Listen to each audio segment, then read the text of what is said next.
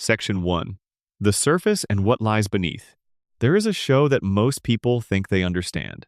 A show that gets dismissed in casual conversation as lowbrow, as crass, as the kind of thing you watch when you do not want to think. People talk about it the way they talk about fast food. It is there. It is familiar. It goes down easy. And then you move on. That show is Family Guy. For over 2 decades, it has existed on the edges of serious television conversation. Critics who praise animated storytelling will point you toward other things. Academics who study the cultural impact of cartoons will often mention it only in passing. And yet somewhere under all the noise, under the cutaway gags and the toilet humor and the deliberately offensive punchlines, there is something else entirely going on. Something that has been sitting in plain sight from the very first episode. Something the show has been saying quietly and persistently across hundreds of hours of runtime. Family Guy is not really a comedy about a dumb man and his family doing silly things in a fictional Rhode Island town. It never was. It is a show about the slow suffocation of the American lower middle class. It is a show about what happens to people when the world they were promised does not arrive. It is a show about the way families absorb damage and redistribute it, passing cruelty from one person to another in a cycle that nobody in the family can see clearly enough to stop. It is a show about loneliness wearing the mask of companionship, about ambition rotting into resentment, about the particular kind of spiritual emptiness that comes from having just enough to survive, but never quite enough to live. It hides all of this under a layer of comedy so thick and so deliberately crude that most people never look past it. But if you spend long enough watching, if you let the noise settle and pay attention to what the show is actually constructing, the picture that emerges is far darker and far more precise than anything you would expect from a primetime animated comedy. This video is about that picture. It is about the architecture of meaning that Family Guy built and largely refused to acknowledge, the portrait of American domestic life that it painted across 20-plus seasons while everyone was watching something else. Not the jokes. The substrate beneath the jokes. And to get there, we need to start with the surface, because the surface of Family Guy was always doing something specific. It was performing a very particular kind of comedy, a comedy rooted in recognition. When Family Guy premiered on the 31st of January 1999, the landscape of animated comedy on American television was already well established. The Simpsons had been running for a decade. King of the Hill was in its 3rd season. South Park had arrived 2 years earlier. Each of these shows had a specific relationship with its audience, a specific contract about what it was offering and what it expected in return. Family Guy announced itself differently. The setup was familiar enough. A working-class father, a stay-at-home mother, a teenage daughter, a teenage son, a baby, a family dog, a small American town. This is the skeleton of every sitcom ever made.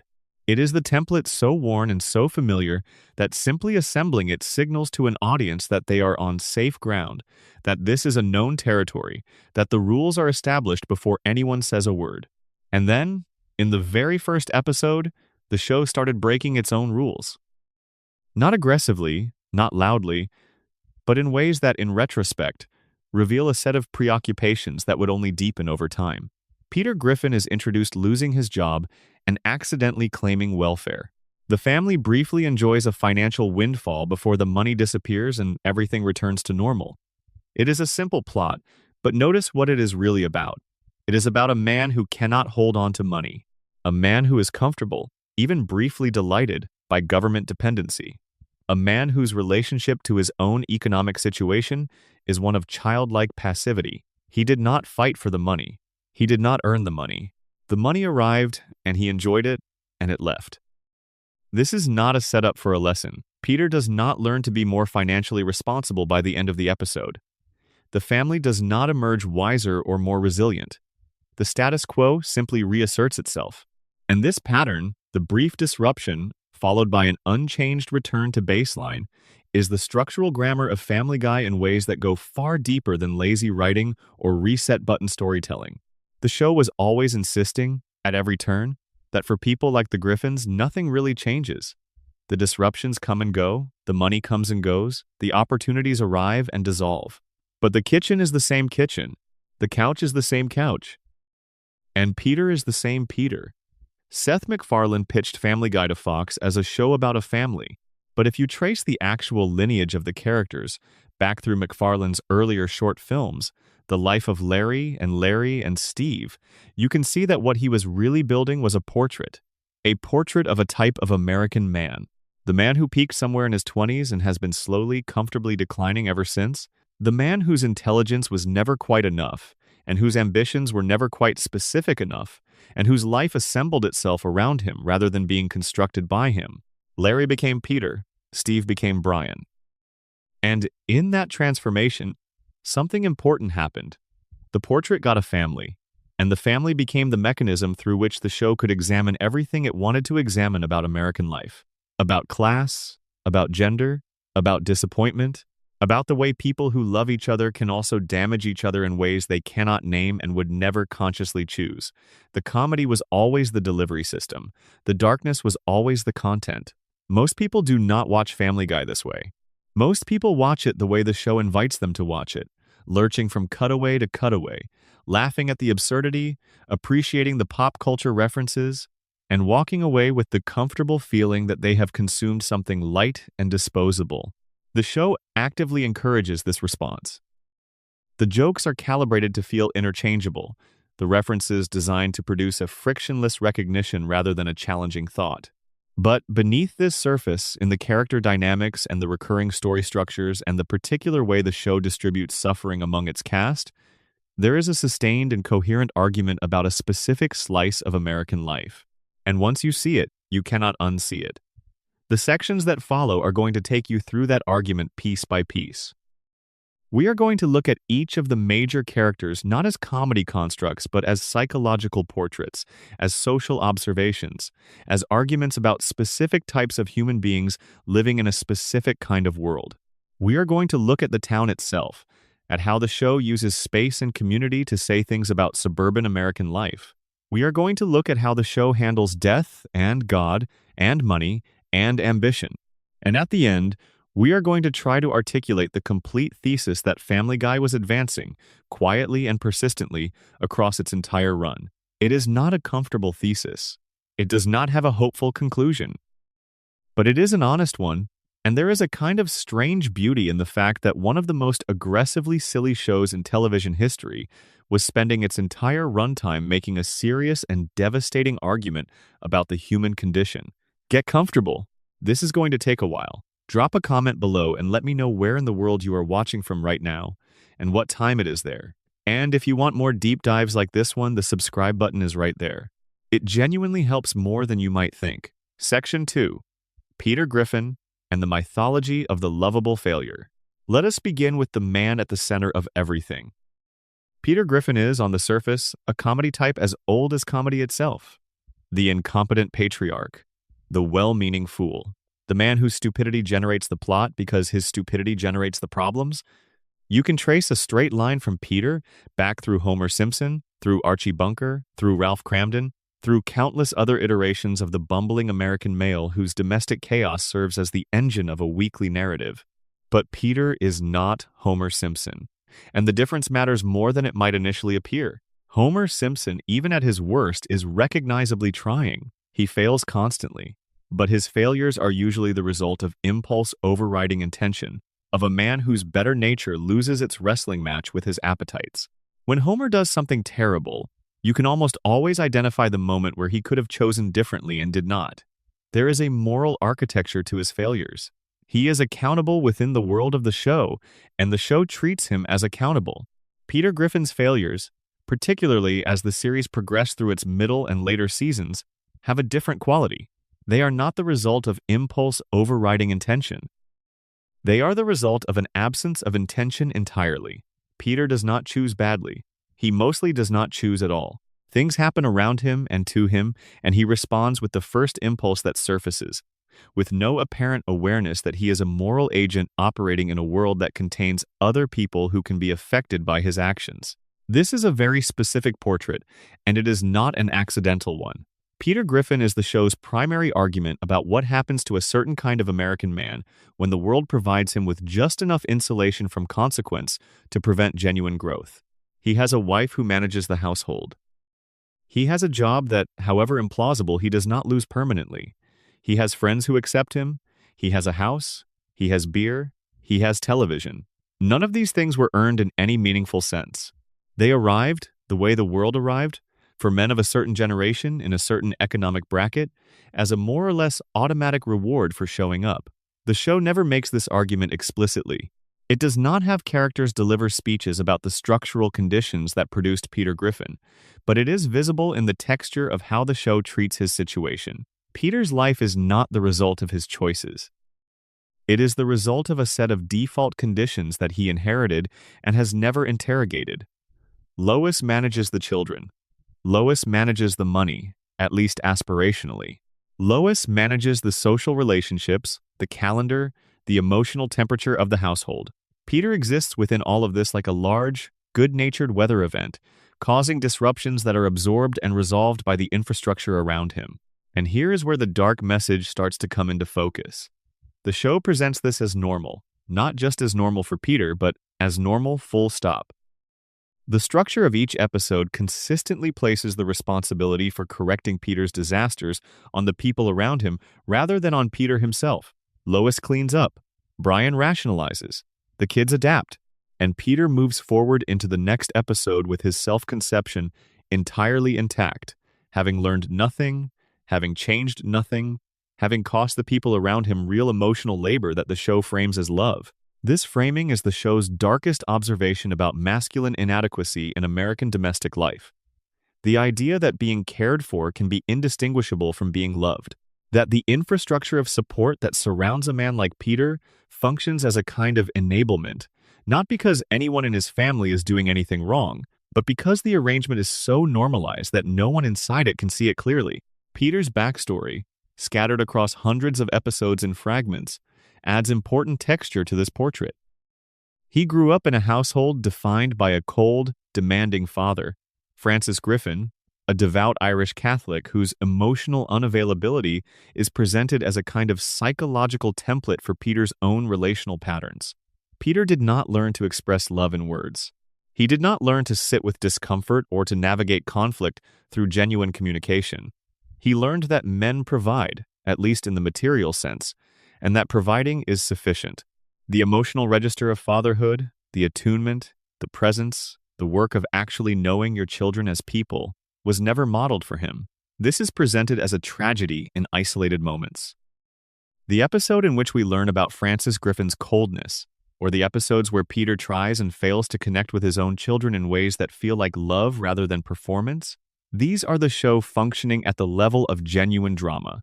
But they are surrounded by dozens of episodes that treat Peter's emotional limitations as a source of comedy rather than a wound, and in that surrounding context, the tragedy gets absorbed into the noise. What the show is doing, whether deliberately or not, is something quite precise. It is showing us a man who is the product of a specific kind of generational damage, the kind of damage that passes from father to son, not through abuse but through absence, not through cruelty, but through a model of manhood so narrow that emotional literacy is not even recognized as a missing element. And it is showing us this man embedded in a family that both suffers from his limitations and perpetuates the conditions that make growth impossible, because the accommodations made for his inadequacy are framed as love rather than recognized as harm. Peter's relationship with his daughter Meg is the most extreme expression of this dynamic, and we will spend significant time with it in a later section. But even in his relationship with his sons, the portrait is revealing. Chris is treated as an extension of Peter's own adolescent sensibility, a fellow traveler in immaturity rather than a young person who needs a father. Peter and Chris bond most easily over shared enthusiasms, television, food, physical comedy, things that do not require Peter to operate as an adult. When the relationship requires something more, when Chris needs guidance or support or genuine paternal engagement, Peter either disappears from the narrative or defaults to behavior that is more peer than parent. The deeper you look at Peter Griffin, the more clearly you see that he is not really a character designed to make you laugh. He is a character designed to make you recognize. To recognize a type of man who exists in enormous numbers in American life. The man who is not bad enough to be clearly identified as a failure, not good enough to be genuinely effective, existing in the comfortable middle distance where the social structures around him provide just enough support to prevent any reckoning with his own limitations. The comedy of Peter Griffin is, at bottom, a comedy of recognition. You laugh because you know this man. You might have grown up in a house with this man. You might have worked alongside this man. You might even be this man in some partial, uncomfortable way. And the laugh that the show pulls from you contains inside it something that is not quite a laugh.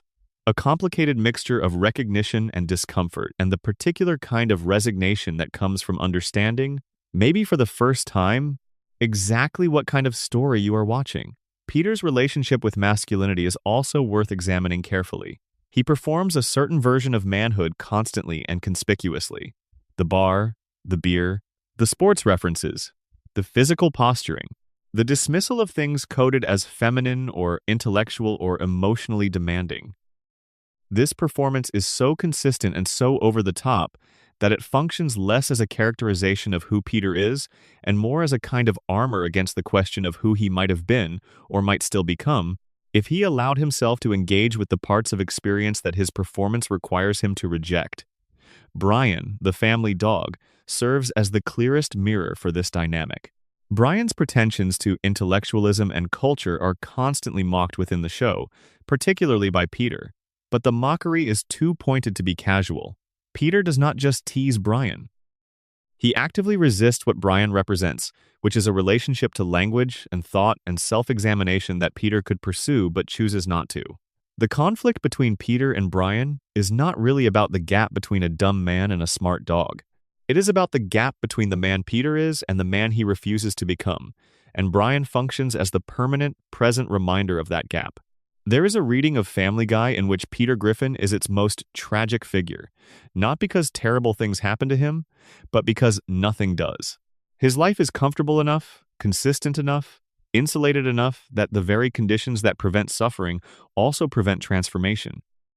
He will never be desperate enough to change. He will never be confronted clearly enough with the cost of his limitations to address them. He will drift through his family's life like a large, comfortable obstacle, loved around rather than engaged with, accommodated rather than known. And the show will keep bringing him back, episode after episode, unchanged, because changing him would mean acknowledging what the show has been saying about him all along. And that acknowledgement would transform the comedy into something else entirely, something more honest and considerably more painful.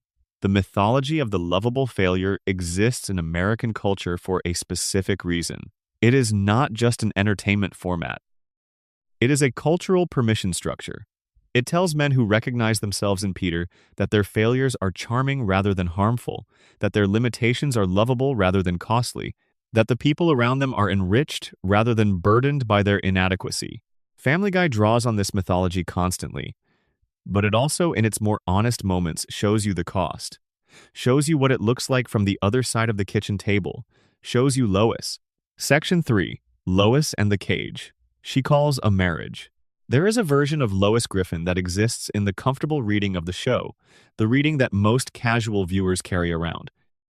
In this version, Lois is the sensible one, the adult in the room, the woman with the patience of a saint who loves her ridiculous husband despite everything and holds the family together through a combination of warmth and practicality. She is the straight man to Peter's chaos, the grounding wire for the show's electricity. This version of Lois is real, but it is incomplete, and the version that sits underneath it is considerably more interesting and considerably more disturbing. Lois Griffin is a woman who gave up a great deal to become Mrs. Peter Griffin. This is not speculation. The show tells you this repeatedly and in some detail, if you are paying attention. She grew up wealthy. Her maiden name is Pewterschmidt, and the Pewterschmidts are presented as genuinely, significantly wealthy. Her father, Carter Pewterschmidt, is a powerful and contemptuous man who has always viewed Peter as beneath his daughter, not in the petty snobbish sense but in the accurate sense. Peter is objectively beneath Lois's station, her education, her intelligence, and her prospects at the time she chose him. The show gives you glimpses of what Lois might have been without Peter. She played piano seriously. She had ambitions that went beyond domesticity. She had, in certain flashbacks and alternate timeline episodes, the clear outline of a more expansive life available to her. But she chose Peter. And the question the show never stops almost asking is why. The most charitable answer the show offers is love, pure and inexplicable and genuine. She saw something in Peter that others missed, some warmth or innocence or essential goodness that made his inadequacies bearable. This answer is emotionally satisfying, and the show returns to it in its most sentimental moments. But there is another answer that the show also keeps almost offering, the answer you get when you look at Lois not through the lens of what she chose, but through the lens of what she was choosing against. Carter Pewterschmidt is a cold, controlling, contemptuous father. Lois's relationship with him, examined across the episodes that explore her backstory, has the specific texture of a relationship in which a daughter has spent her life being judged and found wanting. A daughter who never quite achieved whatever standard her father was setting. A daughter who was loved, perhaps, but in the way that rich and powerful and emotionally unavailable men tend to love people who are essentially their property. Choosing Peter might have been, at least in part, a choice against that world, a refusal of the life that Carter's money and expectations would have produced, a declaration of self-determination that took the form, unfortunately, of a different kind of dependence. Because Lois did not escape the dynamics of her childhood so much as she reproduced them in a new key. She moved from a household where she managed her father's expectations to a household where she manages her husband's chaos.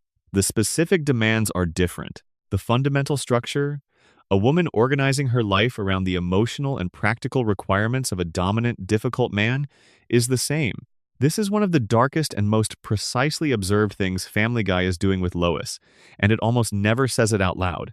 It just keeps showing you the way Lois monitors Peter's mood and adjusts her behavior accordingly, the way she absorbs his disappointments as her responsibility, the way she frames her own needs as secondary, not because she lacks needs, but because she has been trained, first by Carter and then by Peter, to expect that her needs will be secondary. Lois has an entire interior life that the show gestures at but rarely explores.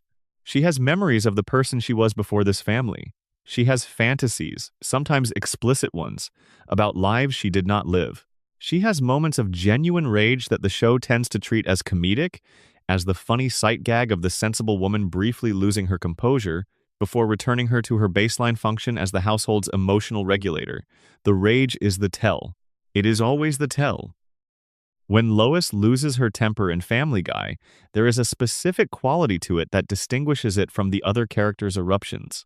Peter's anger is impulsive and diffuse. Stewie's is theatrical and purposeful. Brian's is self-righteous and deflecting.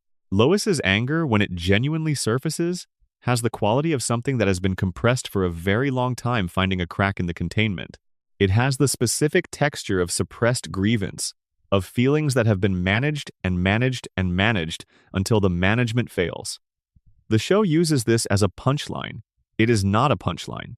It is a psychological portrait of a woman who has spent so many years subordinating her own experience to the maintenance of a household that she no longer has reliable access to her own interiority. She knows what everyone else needs before she knows what she needs. She can read the emotional temperature of every room she enters and calibrate her own presentation accordingly. And she has, somewhere along the way, lost the habit of asking herself the most basic questions. What do I want? What would I choose if I were choosing for myself? Her relationship with her own body is another revealing thread in this portrait.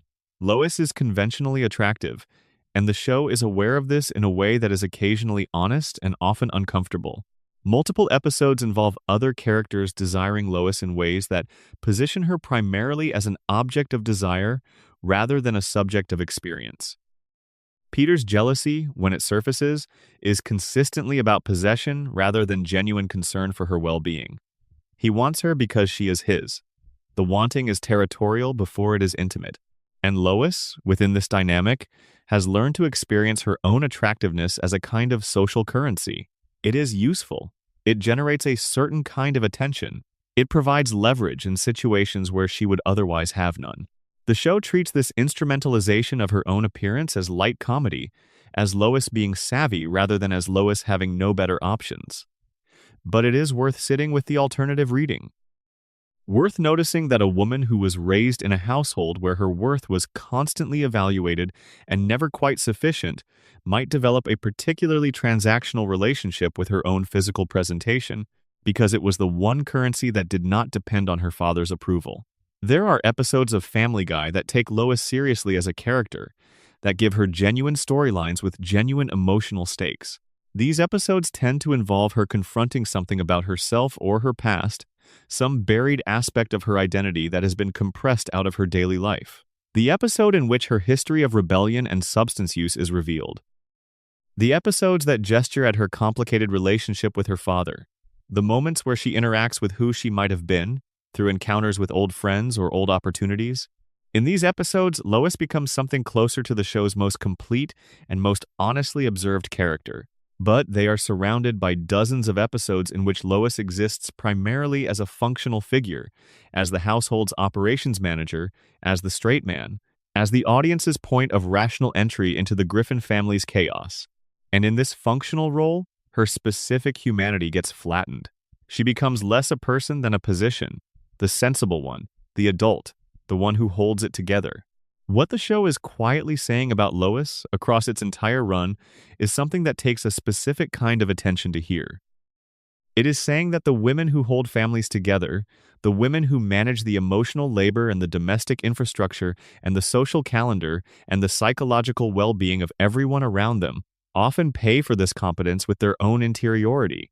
That the more efficiently a woman organizes the lives of others, the harder it becomes to locate, let alone live, her own life. That caregiving, when it is total and constant and unrewarded, is not love transformed into labor, but labor disguised as love. And that the women performing it cannot always tell the difference. Lois Griffin laughs a lot. She is warm and quick and often funny. But if you watch her carefully, in the moments between the jokes and the plot mechanics, you will occasionally catch something else in her expression. A kind of flatness, a kind of distance. The expression of a woman who is very good at being present for everyone else and who has not, in a very long time, been genuinely present for herself. The show put that expression on her face and then made jokes over it. That is one of the things it was hiding in plain sight. Section 4. Meg Griffin and the Scapegoat Mechanism. To understand what Family Guy was doing with Meg Griffin, you need to understand a concept from family systems theory called the identified patient. In a family where there is significant dysfunction, whether it is emotional repression, unprocessed trauma, addiction, mental illness, or simply the accumulated weight of people living in proximity without genuine intimacy, there is often a pressure toward homeostasis.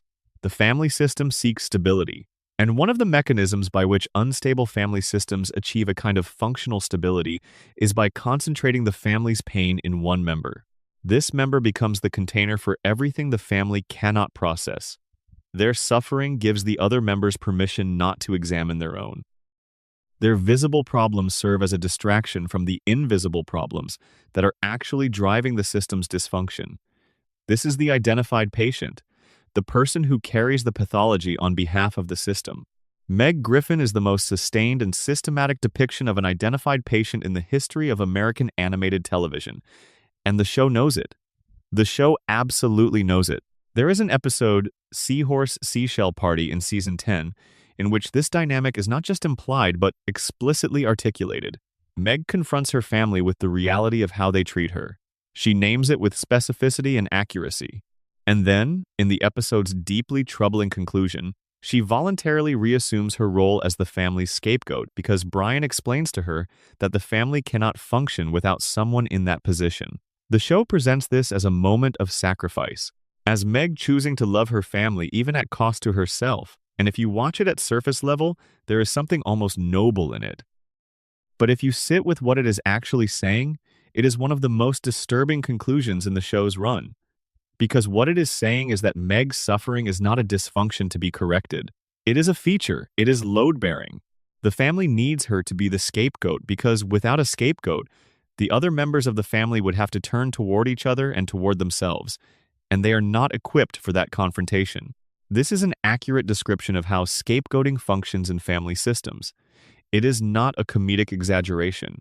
It is a clinical observation dressed in the show's habitual clothes of absurdity and dark humor. And the fact that the show knows this, that it can articulate the mechanism clearly enough to build an episode around it, makes the choice to continue deploying Meg as a punchline afterward all the more interesting, all the more revealing. Because the show did continue. For season after Seahorse Seashell Party, Meg went on being the family's whipping post. The abuse continued, the specific cruelties continued, and every time the show deployed one of these cruelties for a laugh, it was simultaneously demonstrating the very mechanism it had diagnosed. The audience was laughing at Meg the way the Griffin family treated Meg. The viewer was being recruited into the scapegoating dynamic. The cruelty was happening in the room, in real time, between the show and its audience. That is an extraordinarily sophisticated piece of social commentary, and whether it was entirely intentional or not, it was happening. Meg's position in the Griffin family makes visible something that remains invisible in most depictions of domestic life, which is the cost that functional families impose on the family member who absorbs their dysfunction. In most television families, the dysfunction is spread relatively evenly, or it is handled by parents at a level that protects the children from the worst of it, or it is presented as temporary, something that will be resolved by the narrative arc. In the Griffin household, the dysfunction flows consistently downhill toward Meg. She is the drain. What the show accumulates over its run, in Meg's storylines, and in the family's treatment of her, is a portrait of what it feels like to grow up as the person who is never quite seen. Not just unloved, though the show certainly depicts that. Not even just abused, though that is part of it, but fundamentally, structurally unseen.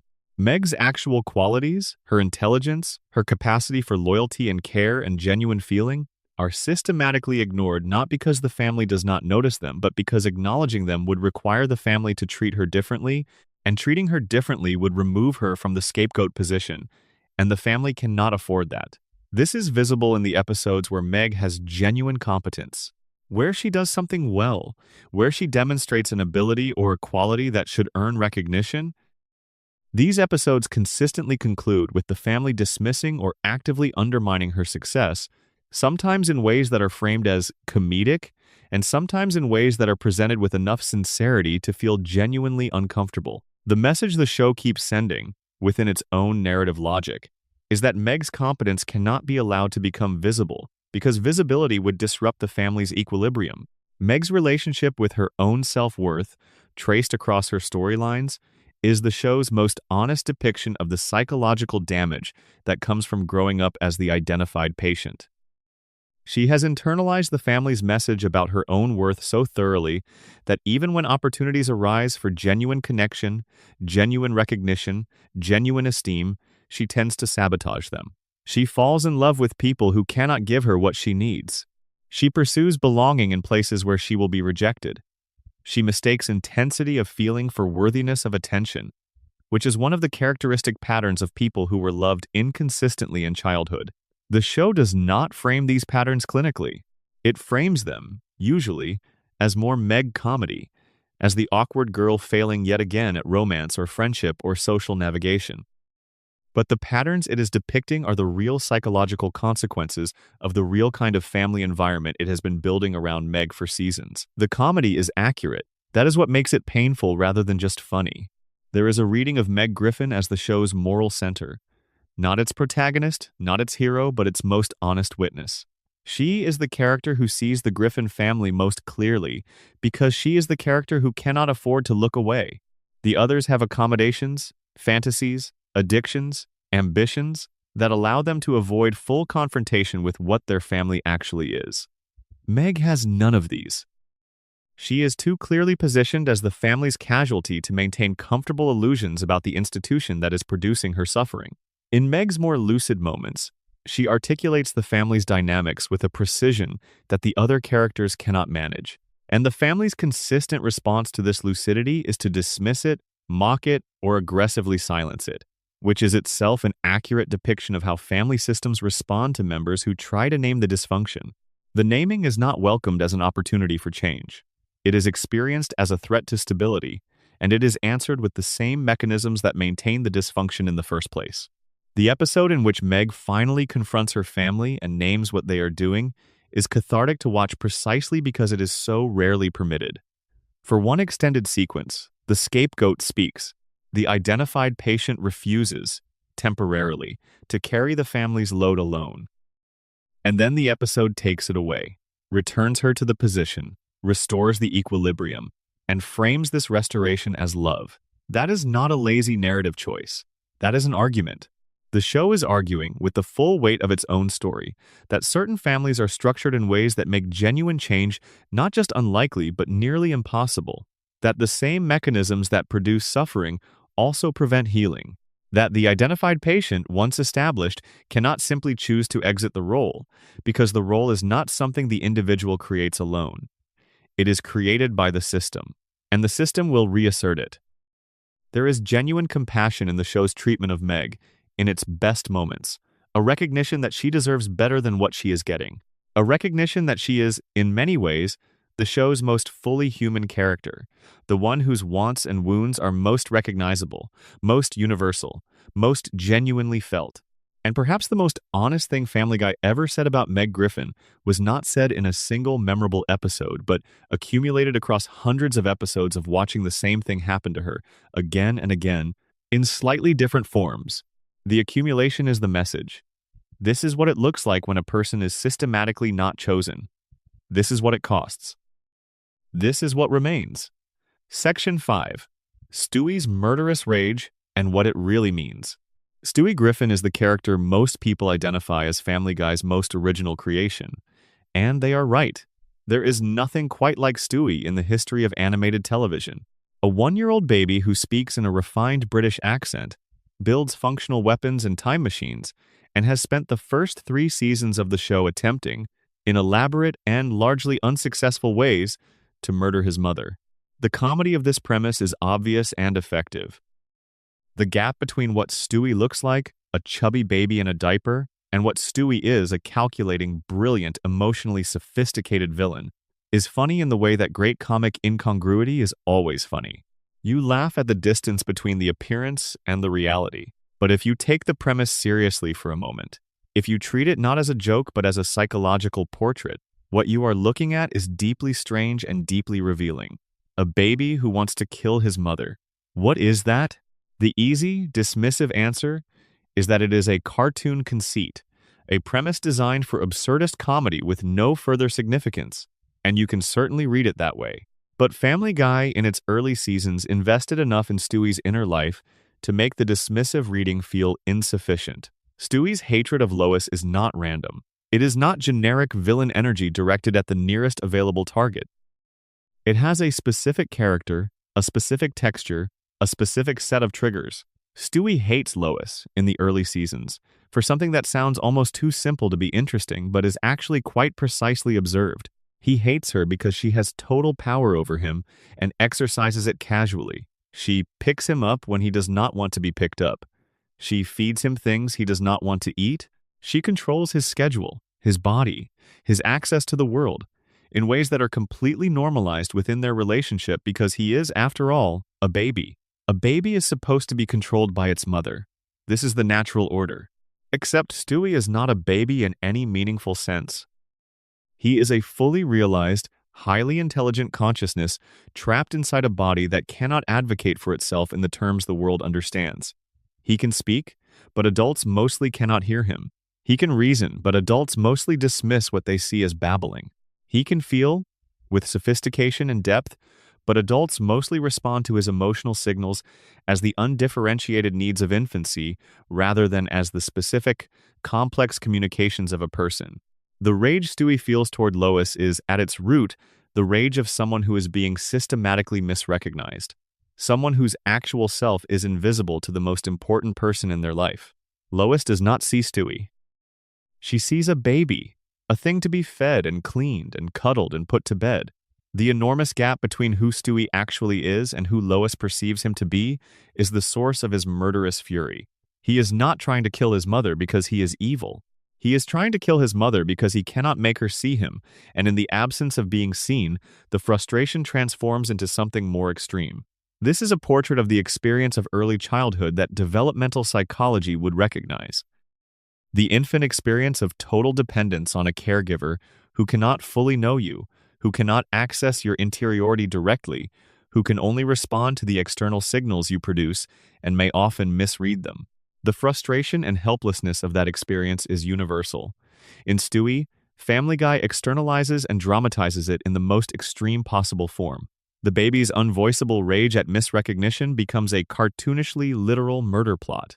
But the show does something more interesting than simply dramatizing this frustration. It also shows you, across the series, what happens when Stewie is genuinely seen. His relationship with Brian is built on the foundation that Brian is one of the few characters who can hear and understand Stewie, who can engage with him as the person he actually is, rather than the baby he appears to be.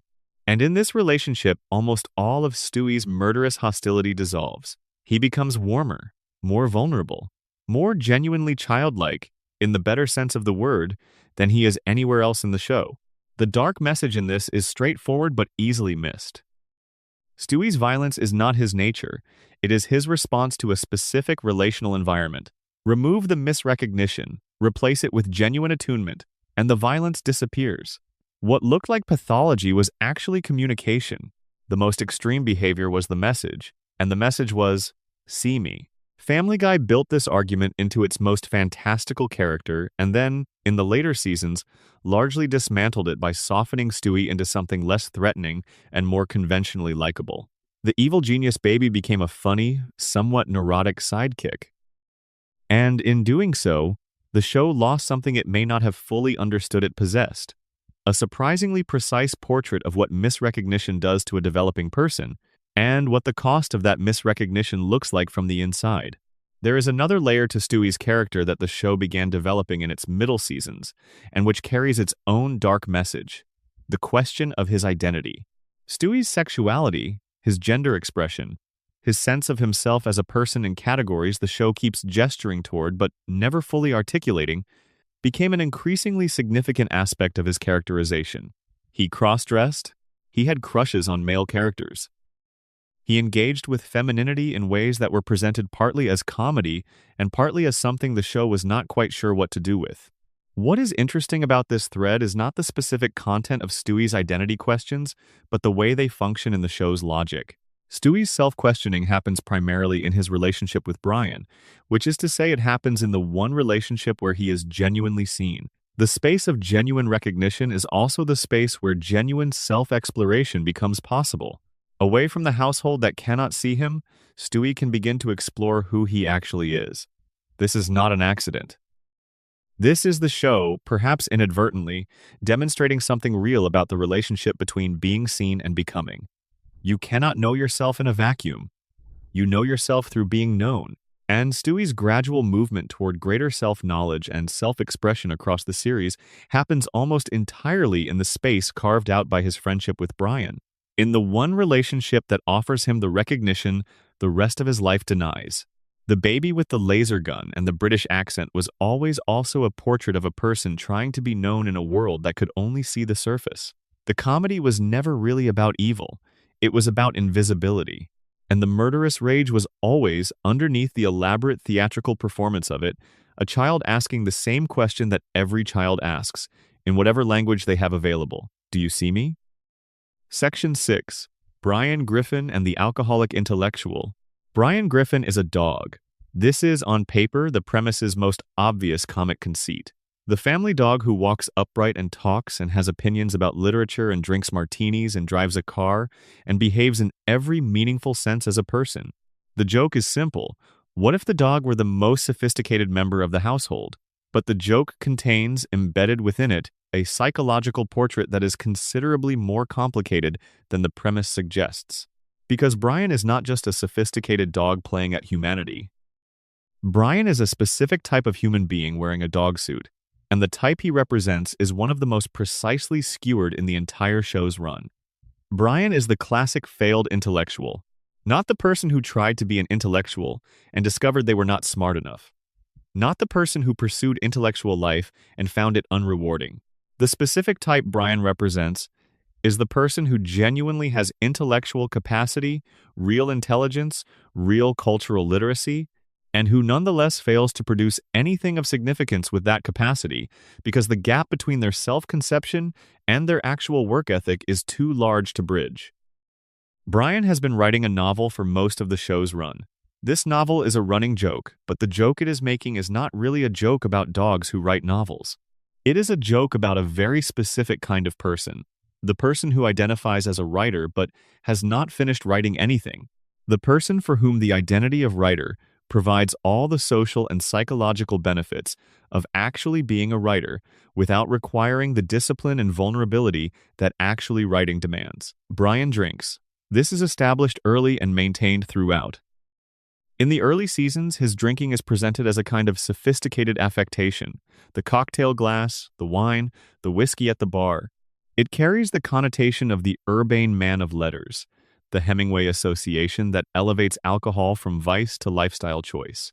As the series progresses, the drinking starts to look different.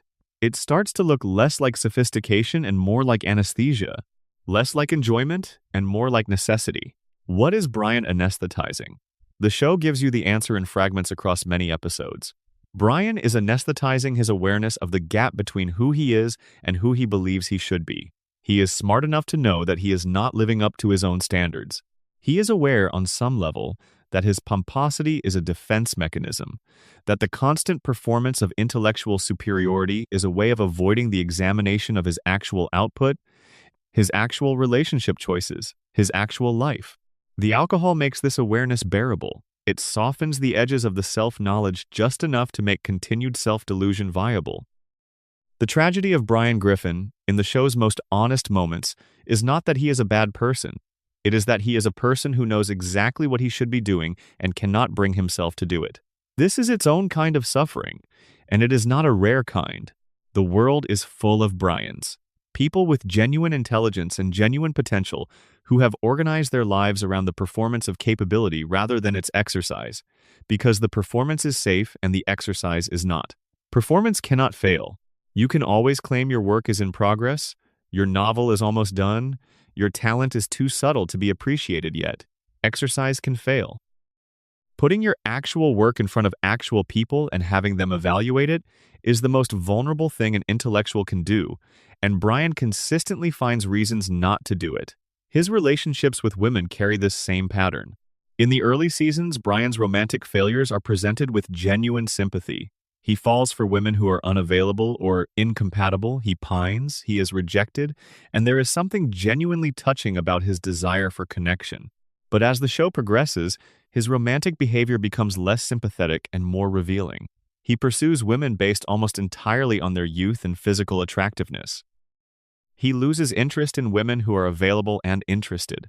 He repeatedly chooses the romantic option most likely to produce the experience of longing rather than the experience of satisfaction, because longing is safe and beautiful and requires nothing from him, while satisfaction is terrifying and would require him to be genuinely present. This is a very specific psychological portrait. The intellectually capable person who substitutes the idea of intimacy for actual intimacy, who is more comfortable with the ache of unrequited feeling than with the vulnerability of reciprocal love. Brian is not unlucky in love. He is consistently, almost systematically choosing the experience of romantic suffering over the experience of romantic connection, because romantic suffering is something he can process alone, in his head, through the same mechanisms he uses to process everything else. Connection would require him to actually show up, undisguised, and that is the one thing Brian cannot do. The show's most devastating episode about Brian is the one in which it is revealed, casually and almost incidentally, that he keeps a gun in a safety deposit box because he has thought about ending his life. This revelation lands with the specific weight of something that has been true for a long time without being said. It does not feel like a shock. It feels like something falling into place. The sophisticated, witty, casually depressed dog who drinks too much and cannot finish his book and makes consistently self-destructive romantic choices has, of course, thought about this. The surprise is only that the show finally says it out loud. Brian's existential crisis, his atheism, his preoccupation with mortality, his anxiety about meaning and significance, these are not just character quirks. They are the intellectual specific version of the questions that haunt everyone in the Griffin household, but that no one else is equipped to articulate. Peter cannot name his emptiness. Lois has buried hers under years of household management. Meg is too consumed by her immediate suffering to achieve the distance required for philosophical reflection. But Brian can name the void. He has the vocabulary. And having the vocabulary turns out to be its own specific misery because naming the emptiness does not fill it. This is the dark message in Brian Griffin. Intelligence, in Family Guy's depiction, is not a salvation from the conditions of the Griffin household. It is a different way of experiencing those conditions. Brian feels everything that Peter and Lois and Meg feel. He just feels it more self-consciously, more verbosely, with a richer awareness of what he is feeling and why. And this self-consciousness does not liberate him from his suffering. It makes his suffering more elaborate, more articulate, more impossible to accidentally escape through the kind of benign obliviousness that protects Peter from the full weight of his own situation. Brian is the show's argument that awareness, by itself, changes nothing. That seeing your patterns clearly does not prevent you from repeating them. That the alcoholic intellectual who can quote Fitzgerald while ordering his fourth drink at 11 in the morning is not better positioned to address his alcoholism than the man who has never read a word of serious literature and also drinks too much. The diagnosis does not produce the cure. And in the absence of the cure, the diagnosis is just another layer of pain. He is also, and this is worth noting, genuinely lovable. Brian at his best, in his friendship with Stewie, in his moments of genuine care and genuine humor and genuine presence, is one of the most appealing characters the show produced. The tragedy of Brian is not that he is unlovable. It is that he cannot reliably access the version of himself that is worth loving, because accessing it would require a degree of honesty about his failures that his entire psychological architecture is designed to prevent. The dog who drinks alone with a gun in a safety deposit box is the show's portrait of a specific kind of human loneliness. Not the loneliness of isolation, of having no one around. The loneliness of being surrounded by people who care about you and being unable, for reasons you understand perfectly and cannot change, to let them reach you. Section 7. The town as a mirror of American suburban decay. Quahog. The name is a type of clam native to the northeast Atlantic coast of the United States. It is a small, hard-shelled bivalve that lives buried in the sand, filtering water for nutrients, existing in enormous, undifferentiated masses that are mostly invisible until you know where to look for them. The show named its town after a creature that lives buried and invisible in enormous numbers. Whether this was a deliberate act of symbolism or a happy accident of naming, the metaphor is almost too good, because Quahog is, in every important sense, a town built around the experience of living buried and invisible in enormous numbers. Quahog is presented as a specific kind of American town. It is not a rural town. It is not an urban center. It is the space between these things, the suburban and semi-suburban space that most Americans actually inhabit, but that is underrepresented in both the idealized version of American life and its critique.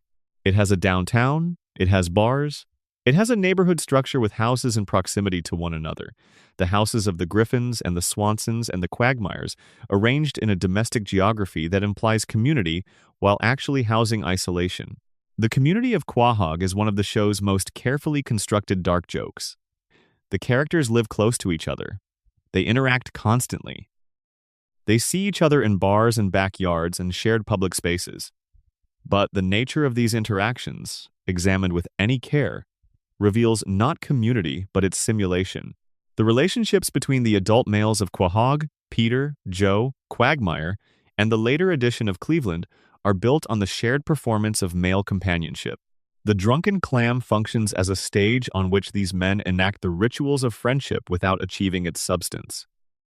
What does it mean that four men in their 40s spend their leisure time in a bar, watching television and drinking, and talking about nothing in particular, episode after episode, year after year, without any apparent development in their relationships, without any deepening of understanding, any genuine intimacy, any evidence that these men know each other in ways that go below the surface of shared entertainment and shared intoxication? It means exactly what it looks like. It means that they are lonely. They are profoundly, specifically lonely in the way that American men in the lower, middle-class suburban context tend to be lonely, which is to say they are lonely in the company of other people, surrounded by a structure of male sociability that provides all the external markers of connection without the internal experience of it. Joe Swanson is the show's most explicit portrait of this specific loneliness.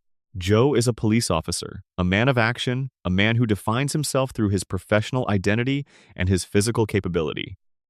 His disability, which confined him to a wheelchair following an incident that changed depending on which episode you watched, is not primarily a comedy element in his most honest appearances. It is a structural metaphor. Joe is a man who built his entire identity on the ability to move through the world in a certain way, to act and intervene, and impose himself on his environment, and that capacity has been removed. He has been placed in a position of literal dependence, of literal reduced mobility, and the show uses this, in its more thoughtful moments, to examine what happens to a man whose self-concept cannot survive the loss of the thing he built it on. Joe's marriage to Bonnie, which phrased significantly over the course of the series, tells its own story about the particular strain that unexamined damage puts on intimacy. Bonnie married Joe the capable, Joe the strong, Joe the person who could protect and provide and act in the world. She did not sign up for the man who cannot, and her gradual withdrawal from the marriage is not presented as cruelty but as the natural consequence of two people, discovering that the people they married are not the people they are living with. Quagmire is the show's most deliberately uncomfortable portrait of the town's sexual culture. He is presented primarily as a hypersexual figure, a man whose relationships with women are purely transactional, whose interest in women begins and ends with their physical availability, and who has systematized this transactionality into a lifestyle that the show depicts as both reprehensible and oddly aspirational. The other characters mock him. They also envy him. They envy him the freedom from the entanglements of genuine relationship, from the demands of intimacy and reciprocity and emotional labor that their own domestic situations impose. What Quagmire represents in the town's social ecology is a specific kind of male fantasy. The fantasy of desire without attachment, of appetite without responsibility, of a relationship to one's own needs and wants that is not mediated by the needs and wants of other people. This fantasy is obviously destructive, obviously morally bankrupt, and the show knows this. But the show also knows, and is honest about, the specific appeal it holds for men who are drowning in the responsibilities and disappointments of the domestic life they have chosen or fallen into. The physical geography of Quahog is worth examining too. The town is organized around the kinds of spaces that make social isolation comfortable. The bar, the fast food restaurant, the convenience store, the television set in the living room. These are the spaces of consumption, of passive entertainment, of need satisfaction without relational demand. The spaces of active community, the church, the community center, the school engaged with as a communal institution rather than a childcare service, these appear in Quahog but are consistently presented as the sites of dysfunction or comedy rather than genuine connection. The street where the Griffins live embodies this geography. Houses close enough together to imply community, but lived in ways that are fundamentally isolated. The Griffin's house faces outward toward the street, but functions primarily as an enclosed world. The interactions with neighbors are mostly comic incidents rather than genuine relationships. The town beyond the immediate neighborhood is a backdrop, a source of plot, a series of locations rather than a genuine social world. This is what most of American suburbia actually looks like. Houses arranged in proximity to each other in ways that promise community but deliver isolation. Places designed for private consumption and private life, with the minimum necessary infrastructure for the occasional public interaction.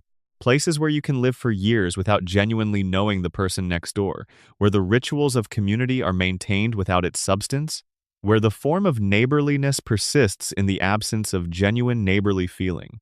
Quahog does not just contain these dynamics, it embodies them. The town is the physical expression of an American social organization that maximizes private comfort and minimizes genuine connection, and the lives that the Griffin family and their neighbors live within it are the human consequence of that organization. They are not lonely because they are individually inadequate or damaged, though they may be those things as well. They are lonely because the world they inhabit is structured for loneliness, and they have not found a way to build genuine community within it. The dark message in Quahog is the dark message in the actual suburb where you might live, or where you might have grown up, or where you might recognize the daily texture of American lower-middle-class life. The cul-de-sac is not a community. The bar is not a community. The television room is not a community. And the people who spend their lives in these spaces, who have access to all the material structures of a life while lacking the relational structures that make it meaningful, are making a specific kind of American trade-off: comfort for connection, privacy for community, the family as a fortress against the world, rather than the world as a home. Section 8. Death, grief, and the show's obsession with mortality. Family Guy kills people constantly. This is easy to miss because the deaths are so frequent and so varied in their register, from throwaway background gags to genuinely dramatic deaths played with full emotional weight, that they blur together into a kind of ambient mortality that you stop consciously registering. But if you make yourself count them, or even just pay deliberate attention to how often death appears in the show's world, the frequency becomes startling. Characters die. Recurring characters die. One-episode characters die. Extras die in large numbers in action sequences. The Griffins themselves have died, individually and collectively, in various alternate timelines and dream sequences and near-death episodes. Peter has been depicted as dying in multiple contexts. Brian died, famously, and was resurrected within 2 episodes, but the death itself was treated with full dramatic seriousness at the moment of its occurrence. Stewie has died. Meg has come close. Beyond the deaths that happen within single episodes, the show maintains a constant background hum of mortality in the form of the references, the cutaway gags, the casual mentions of people who died in various ways, the offhand acknowledgments that the world the show inhabits is one in which death is never very far from any scene. This is not accidental. It is the signature of a show with a specific preoccupation. The reason Family Guy is obsessed with death is the same reason Brian keeps a gun in a safety deposit box, and the same reason Peter's pleasures are all so determinedly immediate, and the same reason Lois manages rather than lives, and the same reason Meg's suffering feels so excessive and so endless. Death is the underlying context of the entire show. It is the fact that gives the characters' failures their particular weight and their particular sadness. These are people who are running out of time. Not dramatically, not imminently, but in the way that everyone is running out of time, the way that every ordinary day spent not quite living is a day that cannot be recovered. The show handles death in several distinct registers, and it is worth separating them to understand what each is doing. The comedic death is the most frequent. A minor character is killed in an absurd way and the audience laughs. These deaths function as punctuation, as a kind of extreme comic emphasis. They are also, cumulatively, a desensitization exercise. By killing people constantly in ways designed to produce laughter, the show trains its audience to read death as entertainment, to aestheticize mortality into spectacle. This is one of the show's least examined and most significant effects. It does not ultimately make death seem less serious. It makes seriousness seem impossible to locate. When death has been so thoroughly colonized by comedy that you cannot identify the register in which a given death is meant to be taken, you lose the ability to feel it properly, which is perhaps the point. The earnest death is rarer and more significant. Brian's death is the clearest example. The show stepped entirely out of its comedic register, presented his death with genuine gravity, mourned him with genuine emotion, and then undid the whole thing 2 episodes later. The critical consensus on this choice was that it was a cheap ratings move, a cynical exploitation of audience attachment followed by an equally cynical exploitation of audience relief. And that reading is probably correct.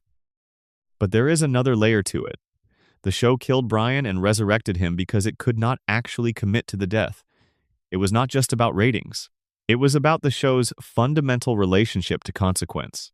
Family Guy is a show that cannot follow through on its own darkest implications because following through would require it to become a different show. It keeps gesturing toward genuine stakes and then pulling back. It keeps getting close to the real weight of what it is depicting and then retreating into comedy or reversing the narrative. This pattern is the show's most fundamental formal expression of its own emotional content. The inability of its characters to live fully, to commit fully, to follow through on the possibilities available to them, is mirrored in the show's own inability to follow through on its own narrative possibilities. The existential death is the one the show spends the most time with and discusses the most directly, primarily through Brian. This is the death of meaning, the death of significance. The question of whether the lives these characters are living add up to anything that will matter after they are gone. Brian's atheism, his existential anxiety, his preoccupation with legacy and significance, these are not character quirks. They are the show's formal acknowledgement of the question that underlies its entire portrait of lower middle-class American life. Do these lives matter? Will they be remembered? Does it mean anything to spend your existence in this house, on this couch, in this bar, watching this television? Brian asks versions of these questions throughout the series. The show never answers them, which is itself a kind of answer. The recurring character death, by which I mean the specific deaths of characters whose passing creates actual narrative consequence, is the show's most interesting formal challenge. Muriel Goldman's death, for example, which was treated as a genuinely significant loss within the world of the show, demonstrated that Family Guy could handle grief with something like honesty when it chose to. The episode that followed her death showed characters dealing with the emotional aftermath in ways that felt real rather than perfunctory. The Goldmans were diminished by her absence, and the show honored that diminishment. These moments, when they occur, reveal what the show is capable of when it decides to take its own world seriously. They also, by contrast, make the casual deaths more disturbing. The juxtaposition of genuine grief over some deaths with total indifference to others creates a moral calculus within the show that is worth examining. Some lives matter, some are punchlines. The difference between the two categories is not entirely random. It maps, with uncomfortable precision, onto the categories of social value that operate outside the show as well. There is a specific episode structure that Family Guy deploys periodically that is worth naming here. These are the episodes that take a character's mortality as their explicit subject, that strip away the comedy and ask what it means to know that you will die.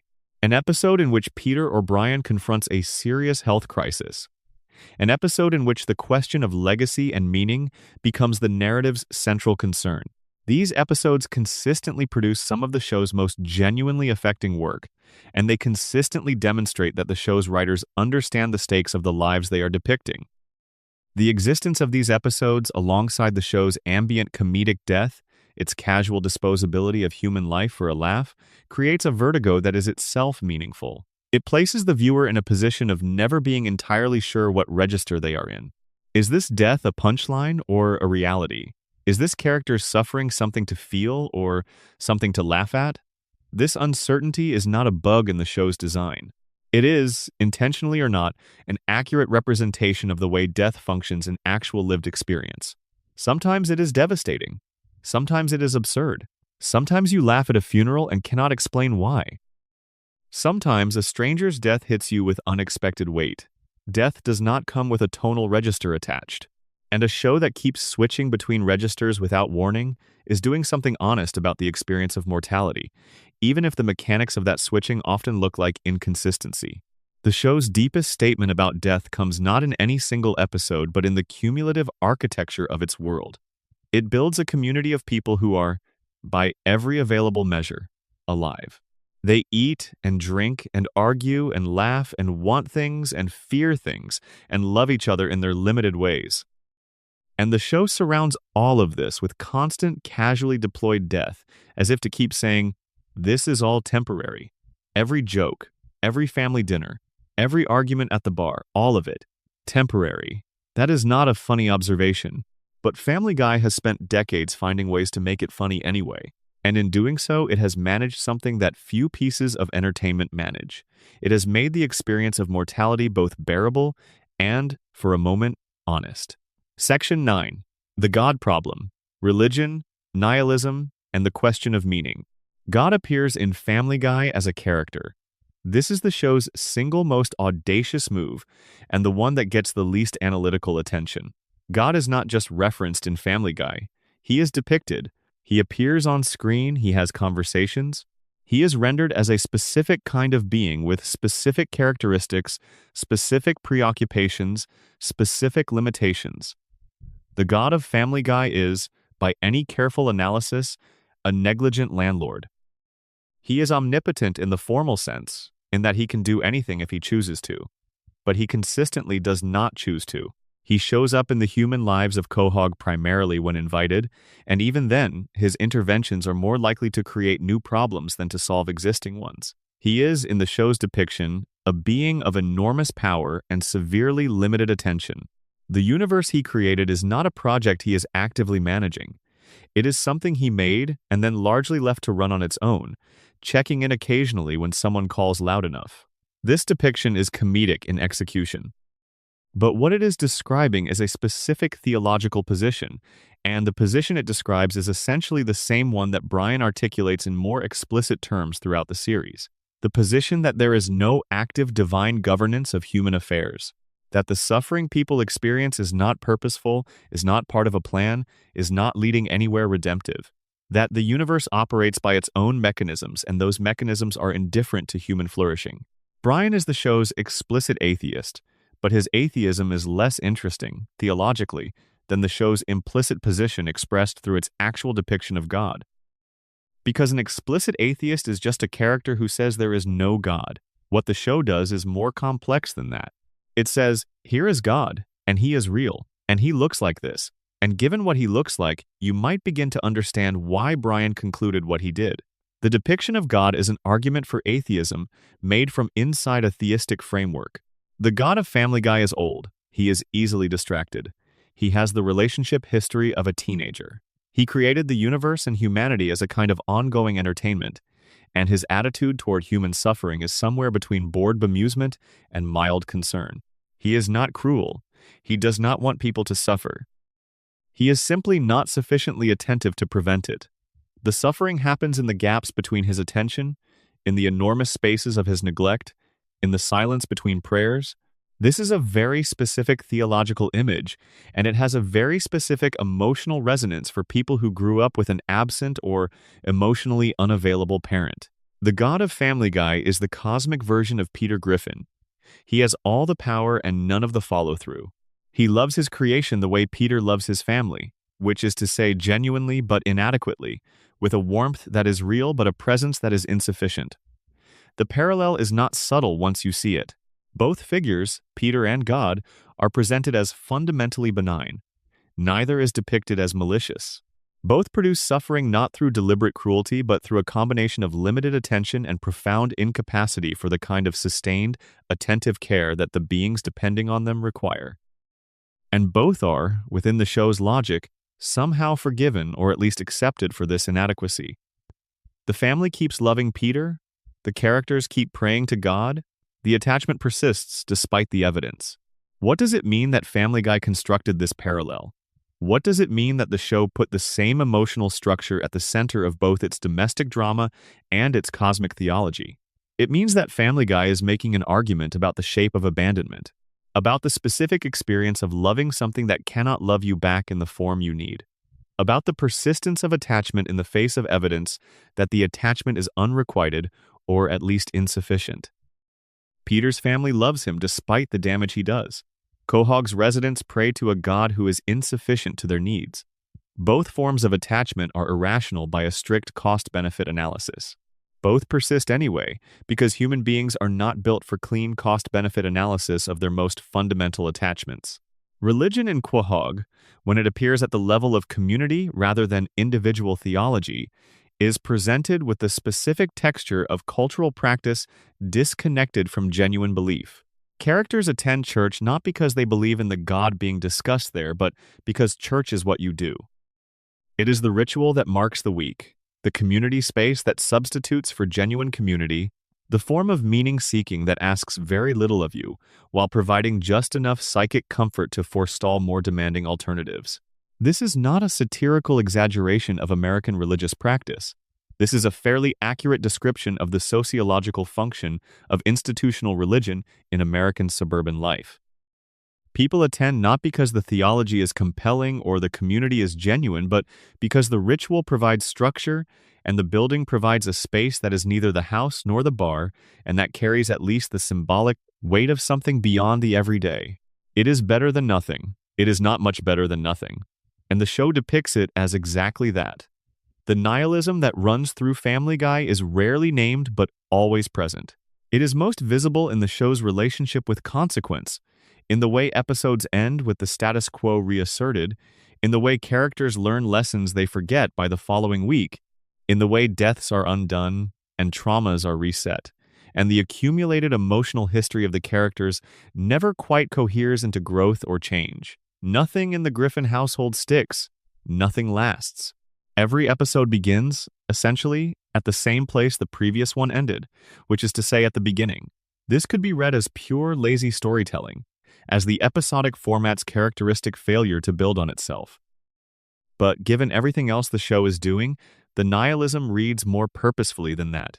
It reads as the show's formal argument that the lives it is depicting are lives in which nothing sticks, lives in which the lessons available to be learned are consistently not learned, lives in which the growth that is possible is consistently not achieved. Not because the people are irredeemable, but because the conditions of their lives, the comfort, the insulation, the habitual structures of meaning avoidance, prevent the confrontation with themselves that change requires. The God who is not paying attention and the man on the couch who is not paying attention are the same portrait at different scales, and the message embedded in both is the same message. We are living in a world that contains enormous power and enormous potential and enormous possibility, and most of us are using it to watch television while something important quietly goes unexamined. The show is not exempt from this critique. It knows it. The frequent fourth wall breaks, the moments where characters acknowledge that they are on a show that has been running too long, that they are cartoon people whose existence is contingent on continued audience interest. These are the show's acknowledgement of its own participation in the culture of distraction it is critiquing. Family Guy is part of the mechanism it is examining. It is the entertainment that people watch instead of examining their lives, and it knows this about itself, and it cannot entirely figure out what to do with that knowledge. The God problem, at bottom, is the meaning problem. And the meaning problem, in Family Guy's world, does not have a solution. What it has is company. The characters keep living their insufficient lives in the presence of an insufficient God, and the show keeps depicting this with the specific combination of comedy and sadness that is its most honest register, and the audience keeps watching, perhaps because seeing your own insufficiency reflected back at you in the form of a cartoon family is somehow less painful than confronting it in the mirror. Section 10. Class, Money, and the American Dream's Quiet Collapse. Peter Griffin works at a brewery. He had previously worked at a toy factory. Before that, there are various other jobs. He has, over the course of the series, also briefly owned a bar, been a farmer, been a fisherman, been a football player, and occupied dozens of other professional roles in the course of single-episode plots that end with him returning to his baseline employment. The point is not which specific job Peter holds. The point is what all of these jobs have in common. They are working-class employment. They are the jobs that provide a wage rather than a salary, that produce things with hands and body rather than with expertise or education, that place the worker in a position of clear hierarchical subordination within an institutional structure that he did not design and cannot substantially alter. Peter is, by any sociological measure, working class. And this matters enormously to what the show is doing and what it is saying. The Griffin household contains the specific textures of working-class American life, with a fidelity that is rarely noted but that underpins everything the show builds. The house is purchased on a working-class income in a way that, in the real world, would be barely feasible, given the structural conditions of American housing over the period the show has aired. The family's financial situation is consistently precarious beneath its surface stability. Money is a recurring source of stress, a recurring generator of plot, a recurring marker of the gap between where Peter is and where he might want to be. Lois's background, the Pewterschmidt money, the class origin she traded when she chose Peter, functions as a constant counter-narrative within the show. The Pewterschmidts represent everything that the Griffins are not: generational wealth, social mobility, the ability to purchase comfort in quantities and qualities that the working class cannot access. Carter Pewterschmidt is not just a difficult father-in-law. He is the walking, talking embodiment of the class structure that determined Lois's available options and that she chose to exit when she chose Peter. The show is careful about what this choice means. Lois chose love over money, or at least chose Peter over her family's expectations. This is the romantic narrative, and it is genuinely present. But the show is also honest about what this choice cost, about the specific material limitations it imposed, about the ways in which Lois's domestic situation, her management of a household on a working-class income, is a consequence of choices made possible by privilege and then executed in the absence of it. The show's treatment of money is worth examining specifically because it is so consistent and so carefully graduated. The Griffins are not poor. They are not on the verge of losing the house in every episode, though there are episodes where this risk surfaces. They occupy the specific space of the lower middle class, the space where there is just enough to maintain the outward structure of the middle-class life. The house, the car, the occasional vacation, the birthday parties, the Christmas presents, while the internal reality is one of chronic financial stress, of months where things are tight, of the specific anxiety of knowing that one significant unexpected expense could destabilize everything. This is the invisible economic condition of tens of millions of American families, not poverty, which is legible and has established narratives and policy frameworks. Not middle-class comfort, which is the default aspiration and the default media representation. This in-between space where you have enough to not qualify for help and not enough to feel secure is among the most common and least represented experiences in American cultural life. Family Guy represents it. Not always directly, not always consciously. But the material conditions of the Griffin household are, across the run of the series, a reasonably accurate portrait of this economic in-between and the psychological textures that accompany it, the defensiveness about status, the pleasure taken in cheap luxuries, the resentment of those above and the contempt for those below, the complex relationship with a consumer culture that promises satisfaction through purchase while delivering only temporary relief. These are visible throughout the show if you are looking for them. Peter's relationship to consumer goods is one of the show's most revealing recurring elements. He is consistently, enthusiastically susceptible to the appeal of the new thing, the advertised product, the cultural craze. He buys into trends without resistance. He is delighted by novelty and attached to brands with the specific fervor of someone who needs external markers of belonging because the internal ones are insufficient. His tastes are the tastes of mass culture at its most immediate and its most corporate. And the show both mocks this and treats it with affection, because the mockery would be too cruel if it were not balanced with genuine recognition that these pleasures are real pleasures, and that the people who find them sufficient are not stupid but simply human. The American dream functions in Family Guy as a background radiation, present everywhere and legible nowhere. Peter does not articulate a vision of social mobility. He does not express a belief that hard work will be rewarded with advancement. He does not seem to particularly want advancement. Or rather, he wants the comfort of advancement without the mechanisms of it, which is to say, he wants the outcome without the process. He wants more money and a nicer house and better beer and a bigger television, not through effort or strategy, but through some unexamined force of luck or entitlement that he expects will eventually deliver these things to him. This is not stupidity. This is a specific and historically grounded response to a specific economic condition. The American dream was sold to people in Peter's social position for most of the 20th century as both a possibility and a right. Work hard, stay loyal, and the system will reward you.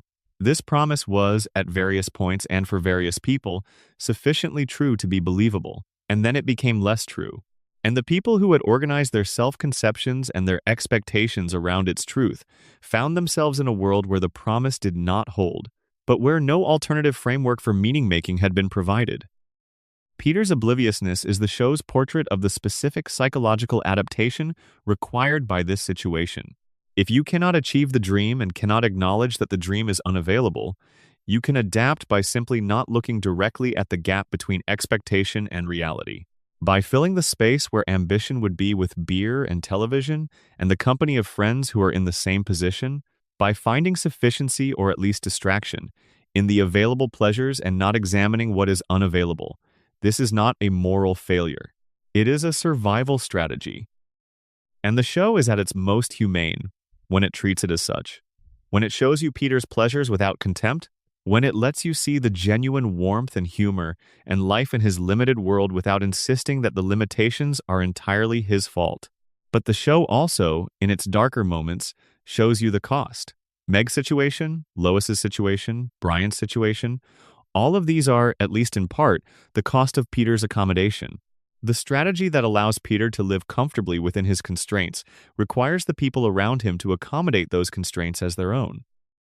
And they do, because they are embedded in the same economic reality, and because the alternatives available to them are no clearer or more accessible than the alternatives available to him. The class dimension of Family Guy is the dimension that makes it most specifically American and most specifically contemporary. The show is a portrait of a world in which the American dream has quietly stopped working for a significant portion of the population, and in which the people most affected by this failure have no framework to understand their situation other than the framework the dream itself provided. They cannot call themselves failures because the dream told them that failure is always personal, always a result of individual inadequacy. And they cannot call the dream a lie because it was not entirely a lie, and because the people who benefited from it are right there in Lois's family, visible and proximate, evidence that it worked for someone. The only thing left to do is what Peter does. Keep going. Keep the television on. Keep the beer cold. Love your family as best you can with the tools you were given. And do not, under any circumstances, look directly at the gap between the life you expected and the life you are living, because there is nothing on the other side of that examination that is bearable to hold. Section 11. Chris and the characters nobody notices. There is a category of revelation available only to the person who watches something carefully enough to notice what is being ignored. In Family Guy, the most revealing thing being ignored is Chris Griffin. Chris is the show's most underwritten character. This is widely acknowledged by fans and critics alike, and it is usually attributed to the show having more interesting things to do with its other characters and simply running out of space and attention for the middle child. Chris gets fewer storylines, less character development, fewer memorable moments than any other primary cast member. He is present but peripheral, filling his role in the family's composition without achieving the distinctness that the other characters achieve. But the underwriting of Chris is itself a kind of writing.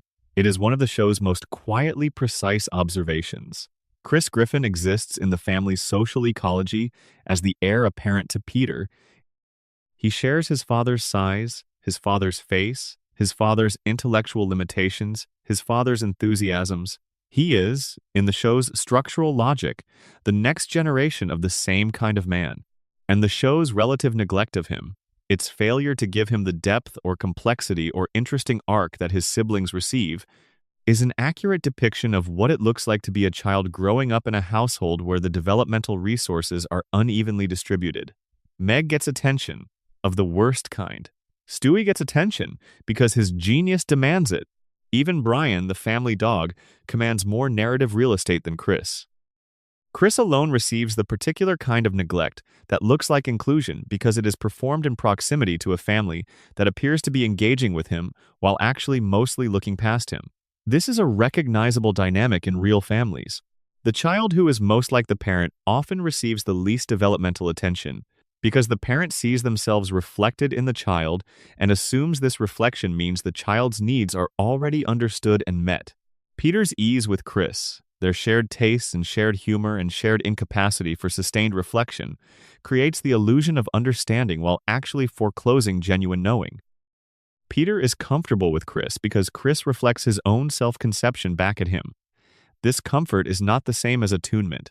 The specific cruelties directed at Chris in the show are low-level and largely invisible compared to what Meg receives. Nobody actively despises Chris. Nobody wishes he would go away. Nobody systematically works to undermine his self-esteem. What happens to Chris is more diffuse and in some ways more pervasive. He is simply not particularly interesting to the people around him, except when he provides entertainment, and the absence of genuine curiosity about who he is and what he needs is its own kind of damage. Chris's artistic interests, which surface periodically across the series, are treated with a specific combination of mild encouragement and practical dismissal that is very precisely observed. He draws. He has aesthetic sensibilities. He shows occasional capacity for emotional depth that the show acknowledges and then does not develop. This pattern, the brief illumination of a hidden dimension, followed by the return to the character's surface function, is the show's most honest portrait of what happens to qualities that do not fit the expectations of the environment that must recognize and nurture them. A child who shows artistic sensibility in a household organized around Peter Griffin's values is not going to have that sensibility cultivated. It is going to be noticed occasionally, perhaps with surprised pride, and then left to either survive or wither without particular support. Whether it survives will depend on factors largely outside the family's attention. Cleveland Brown, the show's other significantly underwritten character before his departure for his own spin-off, serves a similar analytical function. Cleveland is the most functional of Peter's group of friends, the most genuinely decent, the most consistently grounded in actual human values rather than the performance of them. He listens. He is thoughtful. He is a good father in ways that Peter is not.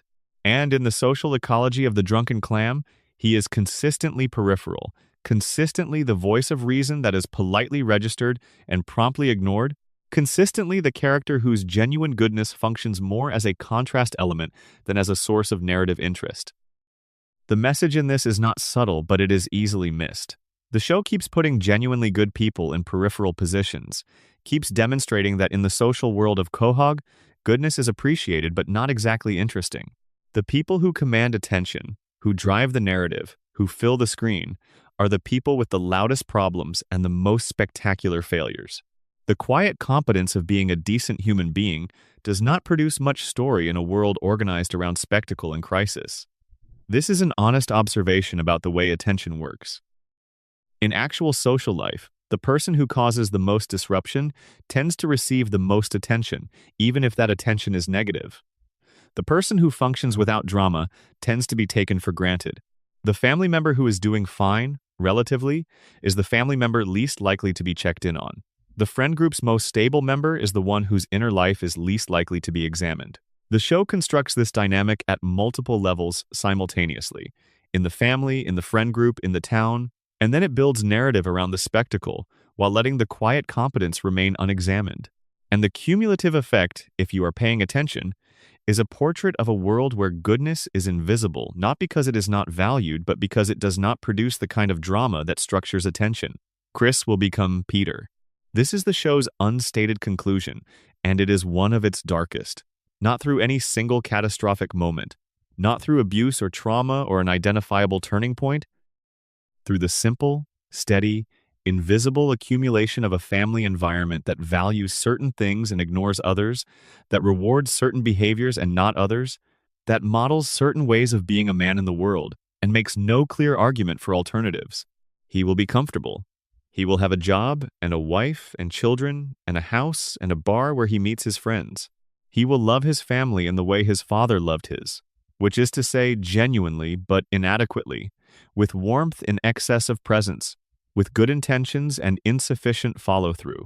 He will not know that anything is wrong, because nothing will be wrong in any legible, nameable sense.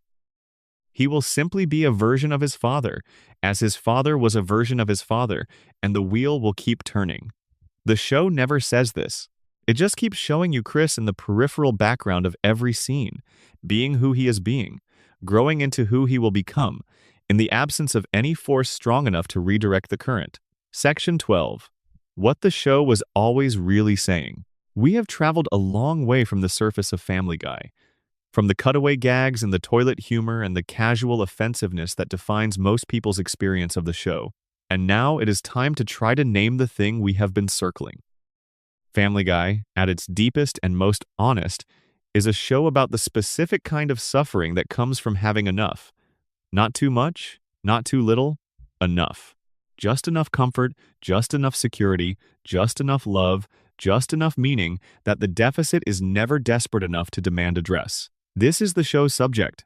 It has always been the show's subject, and it is a subject that the comedy format, with its requirement to keep things funny, keeps from being addressed directly. The specific form of suffering the show depicts does not have a clean name. It is not poverty, which is a known and legible condition with established vocabulary and cultural recognition. It is not tragedy in the classical sense, which requires some dramatic, irreversible event as its engine. It is not depression in the clinical sense, though it has depression's texture in many of the characters' lives. It is the suffering of the unlived life, the suffering of potential that has accumulated unused until it has begun to curdle into something more actively painful than its absence would have been. Every character in the Griffin household is carrying the weight of a possible self that has not been actualized. Lois had a life available to her that was not this life. Peter had a version of himself available to him that was not this Peter. Brian had a body of work available to him that does not exist. Meg has a family available to her that does not see her. Stewie had a self available to him that the world could not recognize or accommodate. Chris has a quality available to him that no one is curious enough to develop. The show keeps showing you these unlived lives as negative space, as the outline visible around the character's actual choices, as the shadow that the real life casts on the possible one. And it does this while keeping you laughing, while maintaining the comedy that makes it watchable, while giving you Peter falling downstairs and Stewie shooting Lois with a ray gun, and Brian delivering a pompous political speech that nobody asked for. This is an extraordinarily difficult thing to do. It requires holding two registers simultaneously with enough control that neither cancels the other out. The comedy has to be funny enough that the darkness does not make it unwatchable. The darkness has to be present enough that the comedy does not become trivial. The show does not always manage this balance, and its failures in this management are some of its most visible and most criticized moments. But when it does manage it, when the comedy and the darkness are in genuine equilibrium, it produces something that sits in the viewer's chest long after the laughter has faded. The cultural function of Family Guy, at its best, is the function of the best comedy. It allows you to recognize something true about your own life at a safe remove. The Griffins are not you, but they are close enough that their situation resonates. Peter's specific form of inadequacy is not your specific form of inadequacy, but the general shape of it. The way ordinary life outpaces our best intentions, the way love is insufficient to the demands it is placed under, the way comfort becomes its own form of trap, all of this is recognizable. All of this is true, and seeing it rendered in the absurdist register of an animated comedy provides something that the straight dramatic rendering of the same truth could not provide: permission to keep watching. Permission to keep recognizing without being overwhelmed. Comedy is the art of finding the safe distance at which the unbearable becomes bearable. Family Guy found that distance for a specific and enormous slice of American life and held it there for over 2 decades. What is the unified dark thesis? Let me try to say it as clearly as I can. Family Guy argues that the lower middle-class American domestic arrangement, the house and the spouse and the children and the job and the bar and the television, produces a specific and largely invisible form of damage. Not through dramatic cruelty or clear dysfunction, though these appear, through the structural incapacity for genuine growth that the arrangement imposes, through the specific ways it distributes damage unequally, concentrating it in the most vulnerable members, through the absence of genuine community within the form of community, through the theology of neglect that mirrors the sociology of neglect, through the class conditions that prevent the actualization of available potential, through the generational transmission of limitation, the way each generation reproduces the emotional and relational patterns of the one before it, not through deliberate choice, but through the simple, terrible inevitability of living in the world that your parents' choices made. The show does not offer a way out. It does not believe in ways out. Not because it is fatalistic in a nihilistic sense, but because it understands, at its best, that the conditions it is describing are not conditions that individuals can exit through personal virtue or clear-eyed decision-making. They are structural. They are collective. They are the consequence of an entire cultural arrangement that rewards private comfort over genuine community, consumption over creation, distraction over examination. The Griffins are not going to fix their problems. They are not going to grow into better versions of themselves. They are going to keep living in the same house, with the same patterns, making the same mistakes, loving each other in the same insufficient ways, for as long as the show runs. And the show will keep running, because the economics work, because the audience keeps watching, because there is something in the mirror that Family Guy holds up that we cannot entirely look away from, even when we tell ourselves we are only watching for the cutaway gags. The dark message Family Guy was hiding in plain sight was never hidden at all.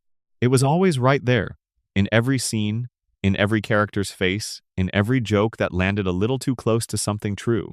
It was there in the way Lois's laugh sometimes didn't quite reach her eyes, in the way Peter's affection was indistinguishable, from the outside, from his obliviousness, In the way Meg kept trying, even after trying, had stopped producing anything except new forms of failure. In the way Brian kept looking at his empty page. In the way Stewie kept asking, in every language available to him, to be seen. The message was this: ordinary life, as most people actually live it, contains a kind of grief that the ordinary language of ordinary life is not equipped to name. The grief of the unlived life. The grief of the unmet potential. The grief of genuine love that is never quite sufficient to the genuine need. The grief of sitting in a comfortable room in a comfortable house in a comfortable town and feeling, underneath all the comfort, a specific kind of cold that no amount of warming the room seems to reach. Family Guy made you laugh at this grief for 25 years. It made the grief bearable by making it funny. And in doing so, it performed a service that the comedy format is uniquely suited to perform. It told the truth about something painful in the only register in which the people who needed to hear it could stand to receive it. That is not nothing. That is, in fact, quite a lot, more than most shows manage.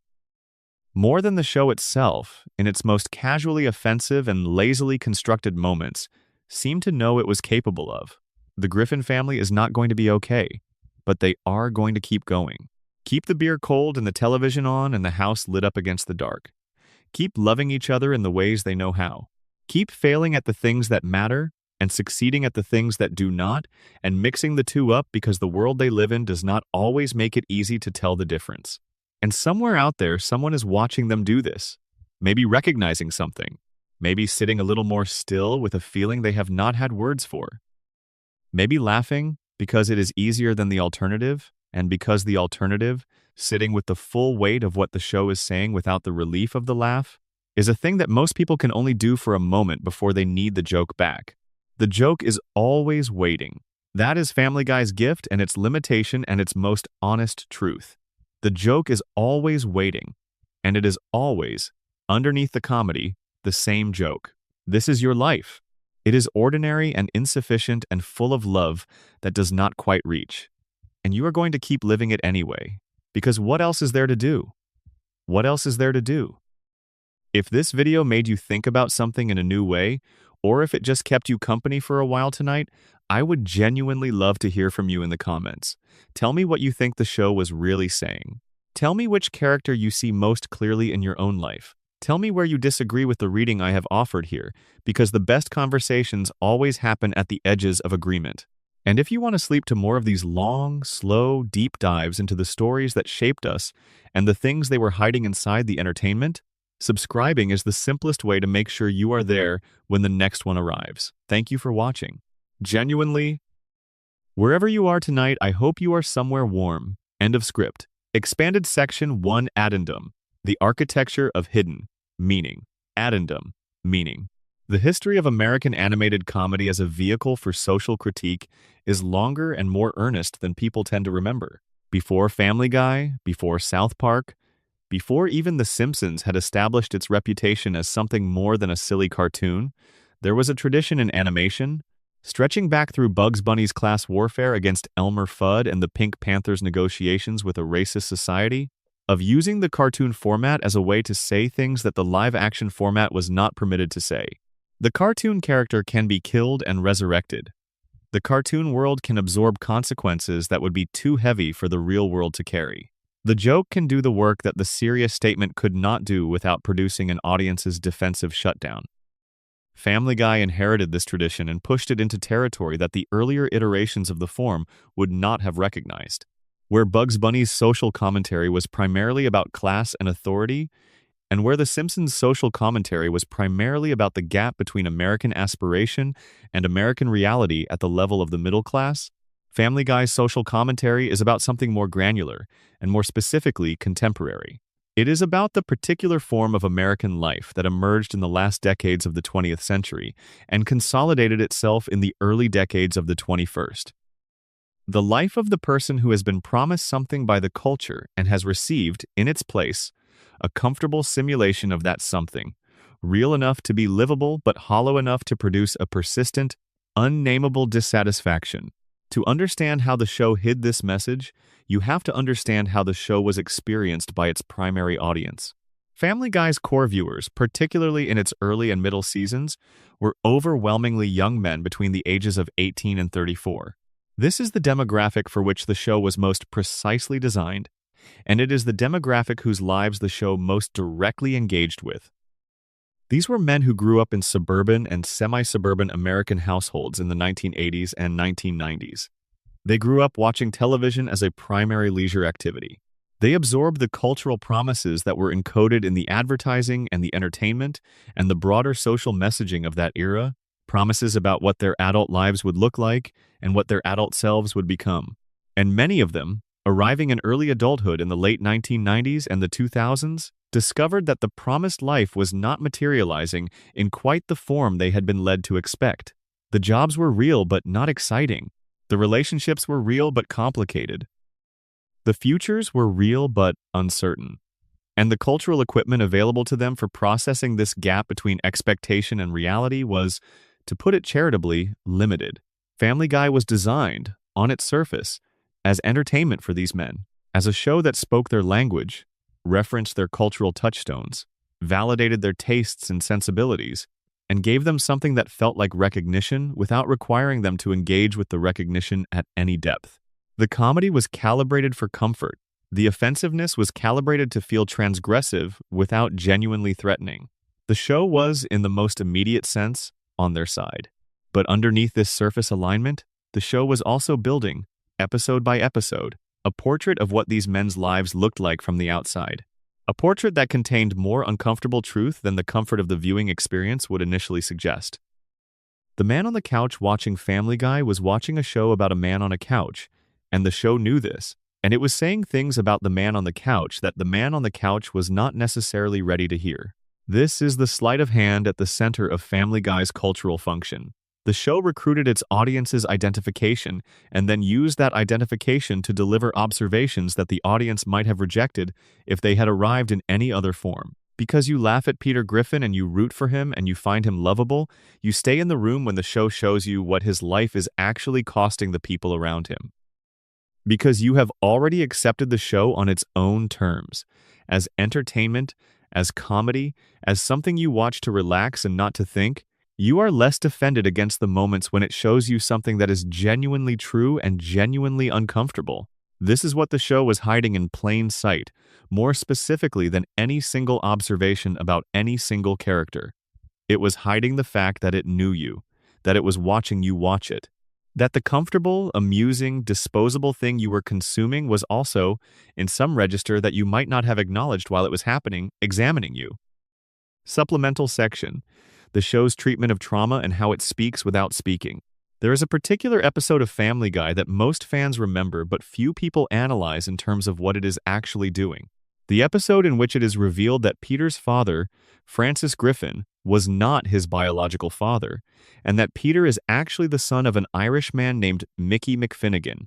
The show uses this revelation primarily as a comedic premise, as an occasion for a road trip episode, and the emotional content of the revelation is processed and largely resolved within the episode's runtime. By the next episode, the information has been absorbed and life has returned to baseline. But sit with the information for a moment outside the episode's comedic framing. Peter Griffin, who has spent his entire adult life with the legacy of a cold, demanding, emotionally unavailable father, learns that the man who shaped his self-conception was not even his biological father, that his actual origins are different from the origins he thought he had, that the wound at the center of his psychology, the wound of the father who could never quite approve or fully love, was inflicted by a man to whom Peter was not even biologically connected.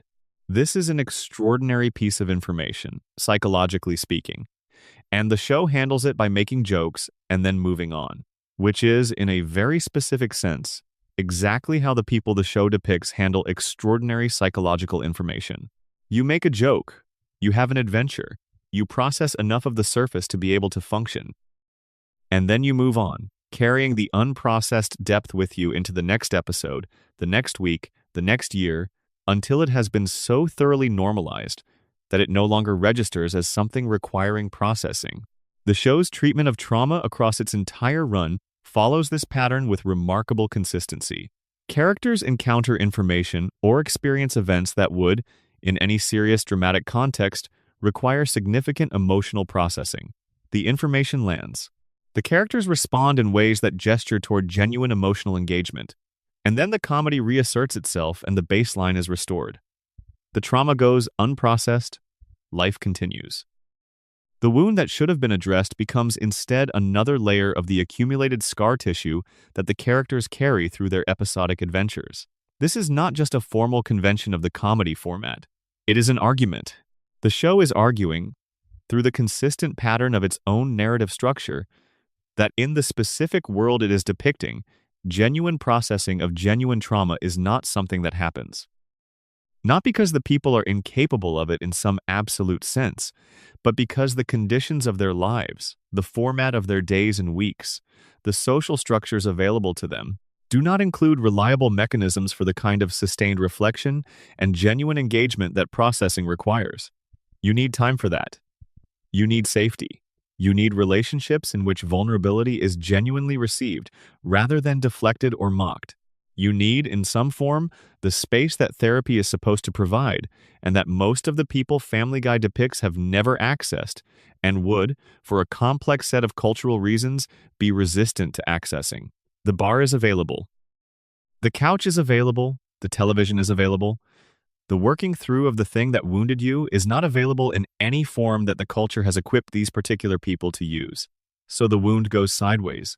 It comes out in the treatment of Meg, in the violence that Peter inflicts with insufficient awareness of its weight, in the way Brian's self-destructive patterns keep reasserting themselves despite his clear understanding of what they are, in the way Lois's accumulated unexpressed feeling occasionally erupts in disproportionate ways before being smoothed back into the household's management system. The trauma does not disappear, it redistributes. It moves through the family system, looking for the path of least resistance, finding the identified patient, finding the available channel, finding the form in which it can express itself without forcing the system to examine where it came from. This is one of the most precise and most honestly observed things Family Guy has ever done, and it has never, in the show's entire run, said it out loud. Supplemental section: what the comedy format makes possible and what it forecloses. The comedy format does two things simultaneously that seem contradictory but are actually complementary. It opens certain truths to observation by making them bearable, and it forecloses certain depths by requiring the joke to come. Family Guy lives in this tension. Every episode, every scene, every exchange between characters contains the potential for a moment of genuine dramatic honesty. The show occasionally reaches for these moments, and when it does, they land with an emotional weight that is disproportionate to anything the surrounding comedy would prepare you for. But the format requires that the moment not be sustained, not be followed into the full depth of what it opens. The joke must come, the cutaway must arrive. The emotional register must return to the comedy's baseline before the audience has been asked to sit with the difficult thing for too long. This is, ultimately, why Family Guy's dark message is hidden in plain sight rather than stated plainly. The format prevents the plain statement. It permits the gesture, the portrait, the accumulation of detail that points in a direction, but it prevents the arrival at the destination that the accumulation is pointing toward. You can show in comedy what serious drama would have to tell. But comedy cannot tell without becoming something other than comedy. The show understood this constraint and worked within it with considerable intelligence. It found ways to accumulate meaning without stating it, to build a portrait of real psychological and social conditions without ever naming those conditions in the terms that would make them fully legible. The comedy is the vehicle, the darkness is the cargo. And the cargo can only be delivered if it remains hidden inside the vehicle for the entire journey. What this means for how you experience the show is specific and worth naming. You watch Family Guy and you laugh at the jokes and you enjoy the pop culture references and you appreciate the voice performances, and underneath all of this enjoyment, something accumulates. Something builds. A sense that becomes more palpable the more you watch, that the world these people are living in is being seen clearly. That whoever made this show has looked hard at a specific slice of American life and has found ways to say true things about it that the official culture does not say. Not loudly, not clearly, not in a form that demands serious engagement, but there, present, visible to anyone who looks. That is the hidden message. Not hidden because it is secret, but hidden because it is so thoroughly embedded in the comedy that it requires a specific mode of attention to see. The mode of attention that says, what is this joke actually about? What does this character's behavior, laid out across hundreds of episodes, actually describe? What is the show actually saying about the people it is showing me? And why does that description feel so much like something I recognize from my own life? The answer, arrived at from all of these directions simultaneously, is the portrait of contemporary American lower-middle-class life that we have been building across this video. Insufficient, damaged, genuine, funny, enduring, and unable to quite see itself clearly enough to change, going on anyway. Because what else is there to do? Because the couch is there and the television is on and the beer is cold and the people around you, for all their limitations and all the damage they carry, are the people you love. What else is there to do? Deep expansion. The visual grammar of insufficiency.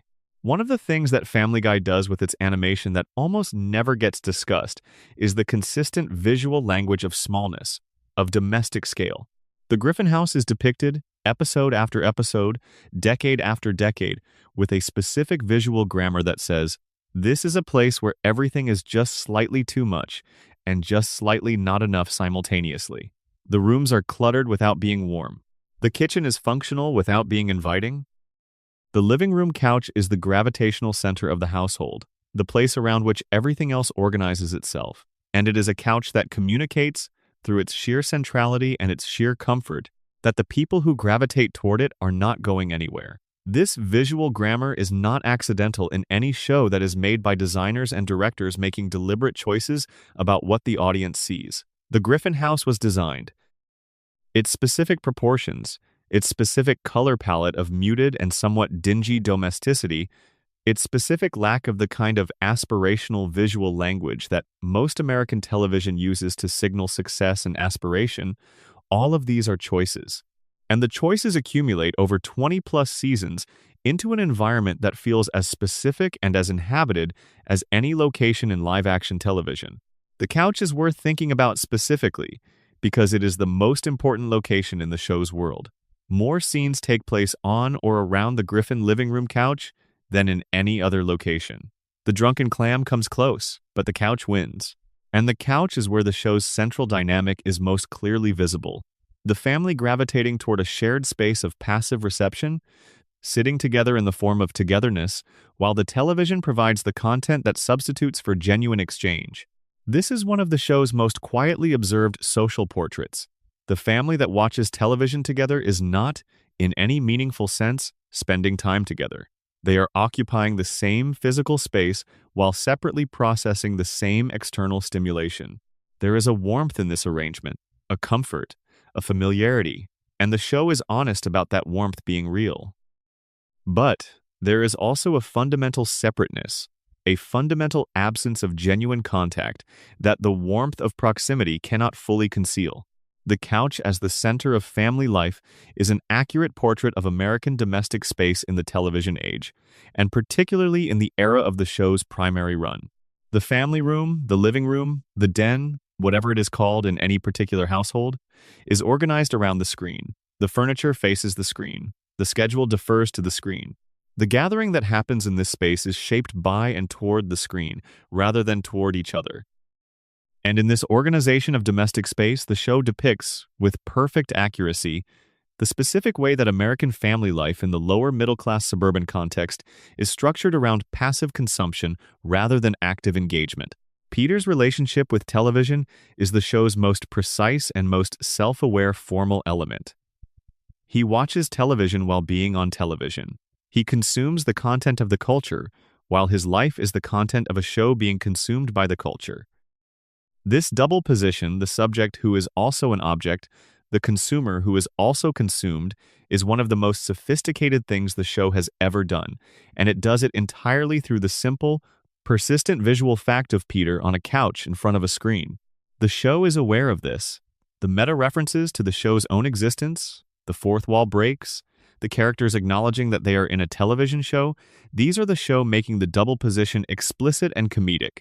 But the deeper version of the observation is not in the explicit meta-references. It is in the quiet persistence of the couch. In the fact that every time the show's narrative resolves, every time the disruption has been processed and the baseline has reasserted itself, you return to the same image. The family, the couch, the television, the arrangement that is the show's most fundamental statement about the lives it depicts. Deep expansion, the drunken clam, and the economics of male friendship. The drunken clam deserves its own extended analysis because it is not simply a set piece for the show's male characters. It is an institution. It is the show's most precise and most honest portrait of what male friendship looks like in the specific social context it is depicting, and what male friendship in that context costs and provides and fails to provide. Bars have a specific function in American social life that is worth naming precisely. They are semi-public third spaces, places that are neither the home nor the workplace, where the rules of both those environments are partially suspended. In the home, you are someone's spouse or parent or child. In the workplace, you are someone's employee or colleague. In the bar, you are, at least aspirationally, just a person among persons, shedding the roles that structure your ordinary life and being, for the duration of the visit, something more like your unmediated self. The aspirational version of this is genuinely appealing and genuinely achievable in the right circumstances. Real community and real intimacy can grow in bars among people who allow themselves to be genuinely present to each other in that semi-suspended social space. The bar can be a place where people who are not quite permitted to be themselves in the other contexts of their lives can briefly be themselves. But the drunken clam, as it operates in Family Guy's world, is not this. Or rather, it is this aspiration consistently failing to produce this result. The bar is there, the men gather, the beer flows, the sports are on. And what happens between these men across hundreds of episodes of sitting in this space together is not the development of genuine intimacy. It is the sustained performance of male friendship in a register that is entirely comfortable and entirely shallow, that never asks more of any of the participants than their presence and their willingness to watch the same screen and find the same things funny. The show depicts this without editorial comment, which is itself a kind of editorial comment. It simply shows you over and over what male friendship looks like in this context. The same bar, the same table, the same dynamic, the same performance, and the accumulation of this depiction, the simple fact of its repetition across the show's run, is the show's argument that this is what most male friendship in this context actually is. Not a failure of these specific men, not a character flaw that could be addressed. The normal, functional, socially endorsed form that male friendship takes in the suburban, lower-middle-class American context. Peter and Joe have been friends for the show's entire run. They have shared enormous amounts of time in each other's company. They have been through various adventures and various crises and various comedic disasters together. And at the end of all of this time and shared experience, what does Peter actually know about Joe? What does Joe actually know about Peter? In any episode that tests this question, the answer is less than you would expect.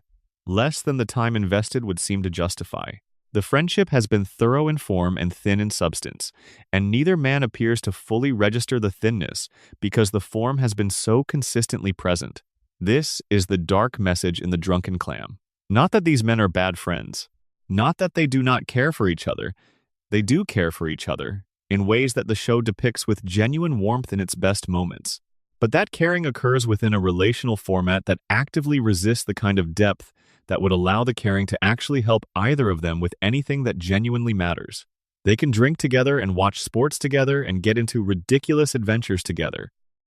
They cannot, in the space that The Drunken Clam and the culture it embodies provides, actually know each other. And the result is that four men who have been friends for decades exist in a kind of permanent mutual superficiality that is comfortable, genuine within its own limits, and profoundly insufficient to the actual needs that each of them carries. Peter's pain, Joe's loneliness, Quagmire's something beneath the hypersexuality that the show only occasionally acknowledges, these exist in the space of the bar alongside the beer and the sports, unaddressed, unaddressable within the format available. Deep expansion, the relationship between comedy and comfort in American culture. Family Guy exists within a broader cultural context that is worth examining because the show's relationship to its audience cannot be fully understood in isolation from the broader functions that popular comedy serves in American. Culture. Comedy in American life, particularly the kind of mass audience comedy that Family Guy represents, serves several simultaneous functions. It entertains, obviously, but it also normalizes. It takes the conditions of ordinary life and finds the funny in them, and in finding the funny, it provides a mechanism for accepting those conditions as they are, rather than as they might otherwise be. Laughing at your situation is one of the most efficient ways of making peace with it. The comedy that speaks to the specific conditions of a specific audience's life is a form of social management as much as it is a form of entertainment. This is not a cynical observation. The normalization that comedy provides is often genuinely helpful, often genuinely healing. The ability to laugh at what is difficult is a form of resilience. The comedian who makes you laugh about your problems does not dismiss them. They show you that the problems are bearable, that they can be held with some lightness, that you are not alone in experiencing them. But normalization has a shadow side. The comedy that makes the conditions of ordinary life bearable also makes those conditions seem like the only possible conditions. If you can laugh at the gap between your life and the life you might have lived, you are less likely to feel the urgency of closing that gap. If the shortcomings of your relationships are framed as the lovable failings of lovable people, you are less likely to recognize those shortcomings as things that could be addressed. The comedy that says, "This is what your life looks like, isn't it funny, isn't it warm, isn't it yours?" also says, "This is enough. This is the available version. Make your peace with it." Family Guy has spent 25 years in this double role. It makes the conditions of its audience's lives funny and therefore bearable. It provides a specific kind of recognition that says, your life, with all its limitations and disappointments, is a known thing. It has been seen. It has been depicted. You are not alone in it.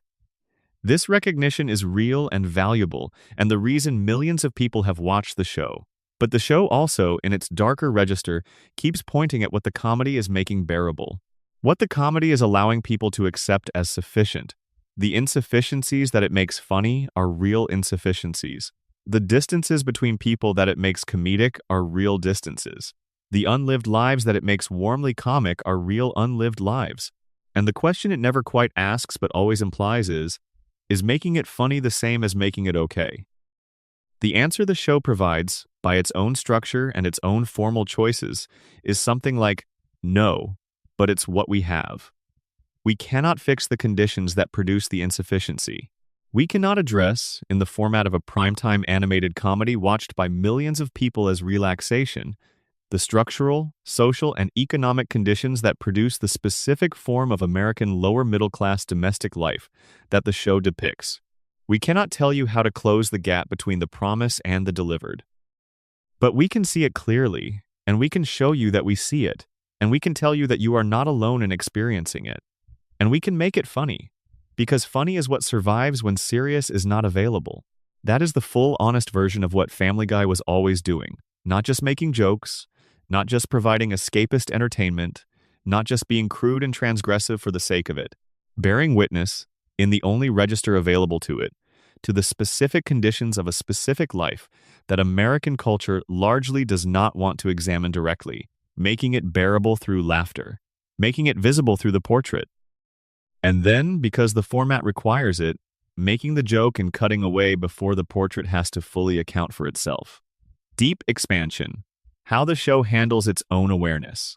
Family Guy is one of the most self-aware shows in the history of American television, in a very specific sense.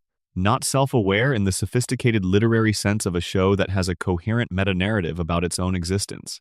Self-aware in the much more uncomfortable sense of a show that knows and periodically acknowledges that it is not as good as it could be, that it is repeating itself, that it has run too long, that the characters have changed in ways that are not improvements, that the jokes have become more crude and less clever, that the audience has been watching something decline and that the show knows it.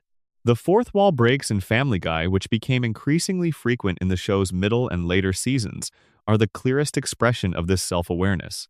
Characters talk directly to the camera about the show's declining quality. They reference the fact that they are in a show that has been on for too long. Peter explicitly acknowledges in multiple episodes that the show is aware of its own creative exhaustion. These are not subtle or coded gestures. They are the show putting its own condition directly in front of the audience. And the interesting question is, what is the function of this self-awareness? What does it accomplish? The conventional critical answer is that it accomplishes nothing, that acknowledging a problem is not the same as solving it, and that a show that makes jokes about its own declining quality while continuing to decline has not actually engaged with the fact of its decline. The meta-commentary is a defense mechanism, a way of getting ahead of the criticism by incorporating the criticism into the comedy, and thereby diffusing its sting without actually addressing what is generating it. This reading is accurate. But there is another layer to it that connects to the show's broader dark message. The characters of Family Guy are, throughout the show's run, people who can see their own situations clearly without being able to change them. Peter understands, in individual moments of genuine clarity, that he is a bad father. Brian understands that his pretensions are not matched by his actual achievements. Lois understands that her life has cost her things she has not fully accounted for. The self-knowledge is real. The capacity for it to produce change is limited. When the show itself does the same thing, when it demonstrates self-awareness about its own condition without that self-awareness producing genuine change in the condition, it is doing something formally consistent with its own portrait of the people it depicts. The show is as stuck in its own patterns as Peter Griffin is stuck in his. The awareness does not produce transformation. The joke continues. Life goes on. This is a dark, formal rhyme that the show cannot fully intend, because intending it would require an honesty about its own commercial nature that the commercial context prevents. But it is there. The show that depicts people trapped in patterns they can see but cannot change is itself trapped in patterns it can see but cannot change. The meta-awareness is not a solution. It is the show becoming its own portrait, deep expansion. What gets preserved and what gets lost. Across its 25-plus years of existence, Family Guy has accumulated something that most television shows never get the opportunity to accumulate: a record. A detailed, extended, exhaustive record of a set of characters moving through time and circumstance. Most shows get canceled before this accumulation can happen. The ones that survive long enough to accumulate this kind of record become, almost inevitably, archives. Not just of the characters, but of the culture that produced them, of the specific historical moment each season reflects, of the way the things we were worried about and the things we found funny and the things we needed to make bearable changed over time. Family Guy is an archive of American lower-middle-class cultural life from the late 1990s through the mid-2020s. Not a representative archive, not an objective one, not one that should be mistaken for documentary truth, but a specific, consistent, detailed portrait of how a certain slice of American life looked and felt and thought about itself across a remarkable stretch of time. The things that get preserved in this archive are worth cataloging, the specific textures of American popular culture at each moment of the show's run. The anxieties and the aspirations and the specific forms of humor that the culture's relationship to itself produced at each stage. The way the show's treatment of race and gender and sexuality evolved across its run, sometimes progressively and sometimes in ways that revealed the limits of the cultural context the show was embedded in. The way the economic anxiety of the early 2000s gave way to the specific anxieties of the 2008 financial crisis, and then to the subsequent decades' particular political and cultural fractures, all of these things are visible in the show's background if you know how to look for them. What gets lost in this archive is also worth noting. What gets lost is the interiority. The show's portrait is almost entirely exterior. It shows you what the characters do and how they interact and how the world treats them. But it has never found a reliable mechanism for showing you what any of these characters actually experience in the full depth of their experience. The comedy format, with its demand for exteriorization and its impatience with the kind of sustained inner life that drama can support, prevents the deepest portraits. The closest the show comes to genuine interiority is in the Brian and Stewie storylines, where the specific dynamic of their friendship creates a context in which genuine feeling and genuine vulnerability can surface, without immediately being deflected into comedy. These episodes, the road trips and the vault episode, and the various adventures in which Brian and Stewie are stripped of the usual comedy scaffolding and required to simply be with each other, are the show at its most emotionally honest. And they are honest precisely because they allow the characters to experience their own experience rather than just to perform it. The archive will endure. People will continue to watch Family Guy in reruns and on streaming platforms for decades after its eventual conclusion, and they will find in it the specific texture of the American cultural moment it inhabited. They will laugh at the jokes that hold up and roll their eyes at the ones that do not. They will recognize themselves and their worlds in the portrait it assembled. And some of them, if they look closely enough and with the right kind of attention, will see the dark message that was always embedded in the comedy. The honest and heartbroken portrait of what ordinary American life actually costs, and what ordinary love actually provides, and what the gap between expectation and reality actually feels like from the inside. That portrait was always there. It is still there. It will be there in the reruns. Family Guy was hiding it in plain sight for the entirety of its run, inside the jokes, beneath the cutaways, in the expressions on its characters' faces in the moments between the punchlines. All you had to do was watch carefully enough to see it. Final reflection: what it means to see it. We have spent a long time together with this show, looked at it from angles that most people who watch it never take. Found in its architecture of comedy a portrait of American domestic life that is more honest and more precise and more genuinely sad than anything you might expect from a primetime animated comedy on Fox. The question that remains, having done all of this, is what to do with what you have seen.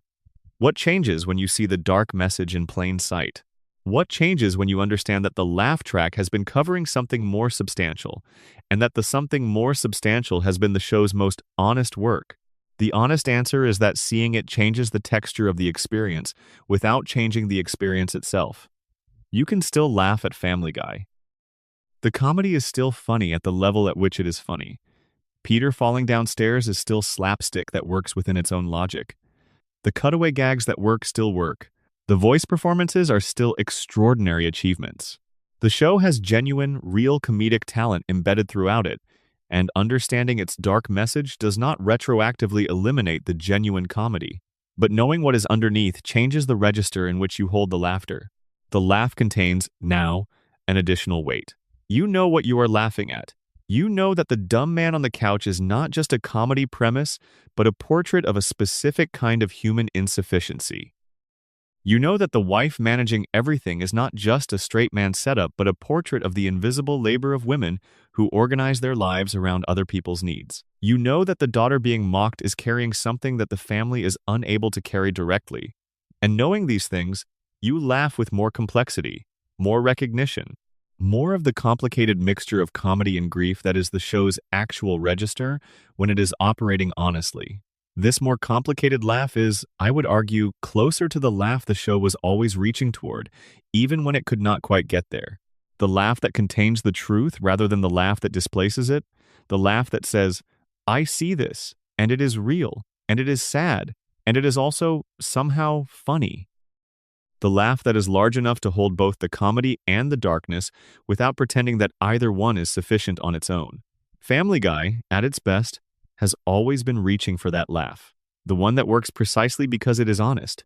The one that earns its comedy through its accuracy rather than through its willingness to be outrageous. It has not always found it. But when it has produced something that deserves to be taken seriously as an achievement. As a piece of genuine artistic honesty wearing the costume of populist comedy, the dark message was always the heart of the show. Not its decoration, not its subtext, not a secondary layer that a more intelligent viewer might discover beneath the primary entertainment. The dark message was the point. The comedy was the delivery mechanism. And the whole apparatus, the Griffin family in their specific house, in their specific town, living their specific insufficient lives, was always an attempt to hold up a mirror to a specific slice of American experience and show it, honestly and without sentimentality, what it looks like from the outside. Ordinary life is hard. Love is real but inadequate. The promised future mostly does not arrive. And the people living in this condition, the people the show has been depicting for 25 years, are not tragic. They are not heroic. They are human. They are trying. They are going to keep trying. And on some evenings, when the light is low and the house is quiet and the television is on, they will produce something that looks, from the right angle, like grace. That is the dark message. And it was never hidden. You just had to be willing to see it. Supplemental deep dive. The Griffin marriage as a case study in love without fluency. The marriage of Peter and Lois Griffin is one of the most extended depictions of a specific kind of love in American television history.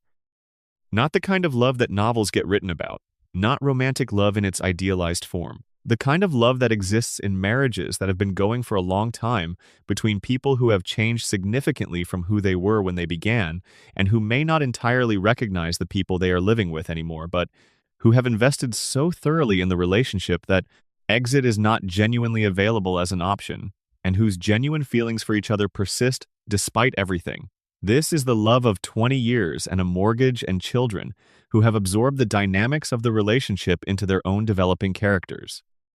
It is the love of the person you chose when you were a different person, making the best choice available with the information you had, and who you keep choosing. Not through a fresh evaluation of whether this is the right choice, but through the inertia of prior choice and the genuine threads of connection that have grown up through the years of shared experience. It is real and insufficient, and human and largely invisible in the culture's official depictions of romantic relationship. The show depicts this love with more fidelity than almost any other element of its portrait. The moments between Peter and Lois where genuine warmth is visible, where the people behind the comedy constructs are briefly accessible, are the show's most emotionally honest moments, and they occur throughout the run with enough regularity to function as a consistent thread rather than occasional anomalies. What is most interesting about the Griffin marriage, examined carefully, is the specific way in which the love between Peter and Lois is real, but does not have adequate language. Peter loves Lois. This is not in question, but Peter's love for Lois operates almost entirely in the register of instinct and habit, rather than in the register of articulation and intention. He cannot tell her, in words that would reach her, what she means to him. He cannot demonstrate, in actions calibrated to what she actually needs, that he understands her situation and her sacrifices and the specific things that the life she chose has cost her. His love is real. His fluency in the expression of that love is extremely limited. And Lois, who has spent 20+ years in this marriage, has developed an extensive and sophisticated ability to read Peter's inarticulate love and translate it for herself into something she can use. She knows, because she knows him as well as anyone can know a person who is not very available to being known when he is trying. When his clumsy, inadequate, often destructive gestures are expressions of genuine care rather than of simple obliviousness. She can distinguish between these things because she has had decades to develop the ability and because she loves him, and love produces a specific kind of interpretive generosity that allows you to find the genuine feeling inside the inadequate expression. This interpretive labor is one of the things the show depicts most accurately and least explicitly. The work that Lois does to receive Peter's love in its available forms is not labeled as work by the show. It is simply visible in her behavior, in the way she consistently interprets his actions charitably and responds to the intention rather than the execution. She is, in this sense, doing the emotional work of the marriage for both of them. She is maintaining the translation between what Peter feels and what their relationship requires him to express. The darker version of this portrait, visible beneath the warmth, is that Lois has been doing this translation work for so long that she has lost the expectation that she might receive something different. That love might be offered in a form that does not require translation. That she might be with a person whose love is already in the language she needs, rather than in a language she has to convert. The translation has become so automatic and so thorough that the labor of it has become invisible even to her. She does not experience herself as doing the work of translation. She experiences herself as knowing Peter, as understanding him, as being fluent in the specific dialect of love that their marriage has produced, which is true, and which is also a description of a person who has adapted so thoroughly to the limitations of what she has that the limitations have become invisible as limitations and legible only as the specific character of this specific love. Supplemental deep dive. What the ensemble says about the individual. Family Guy, like most sitcoms, is an ensemble show. The Griffin family plus their immediate social world forms a group portrait, and one of the things a group portrait can do that an individual portrait cannot is show you the social and relational context in which any individual character is embedded. The individual is always shaped by the group, always produces their particular behaviors in response to the specific relational environment the group provides, and always reveals different dimensions of themselves in different relational configurations.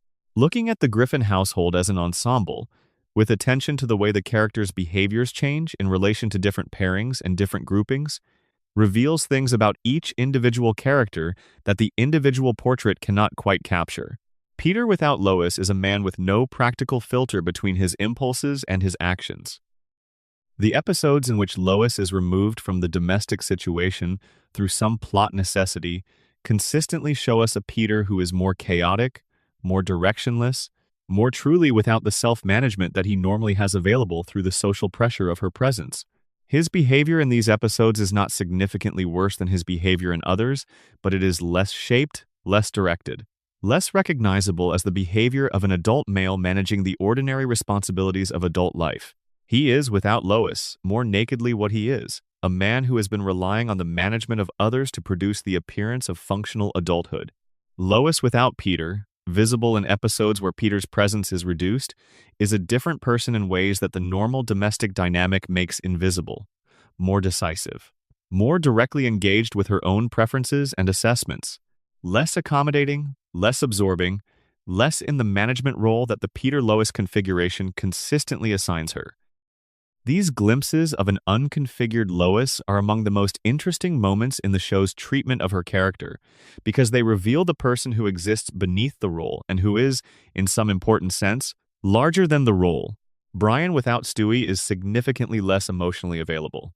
The specific warmth and vulnerability that Brian shows in his friendship with Stewie, the willingness to be honestly afraid, honestly attached, honestly in need of someone's care, this disappears almost entirely when Stewie is not the relational context.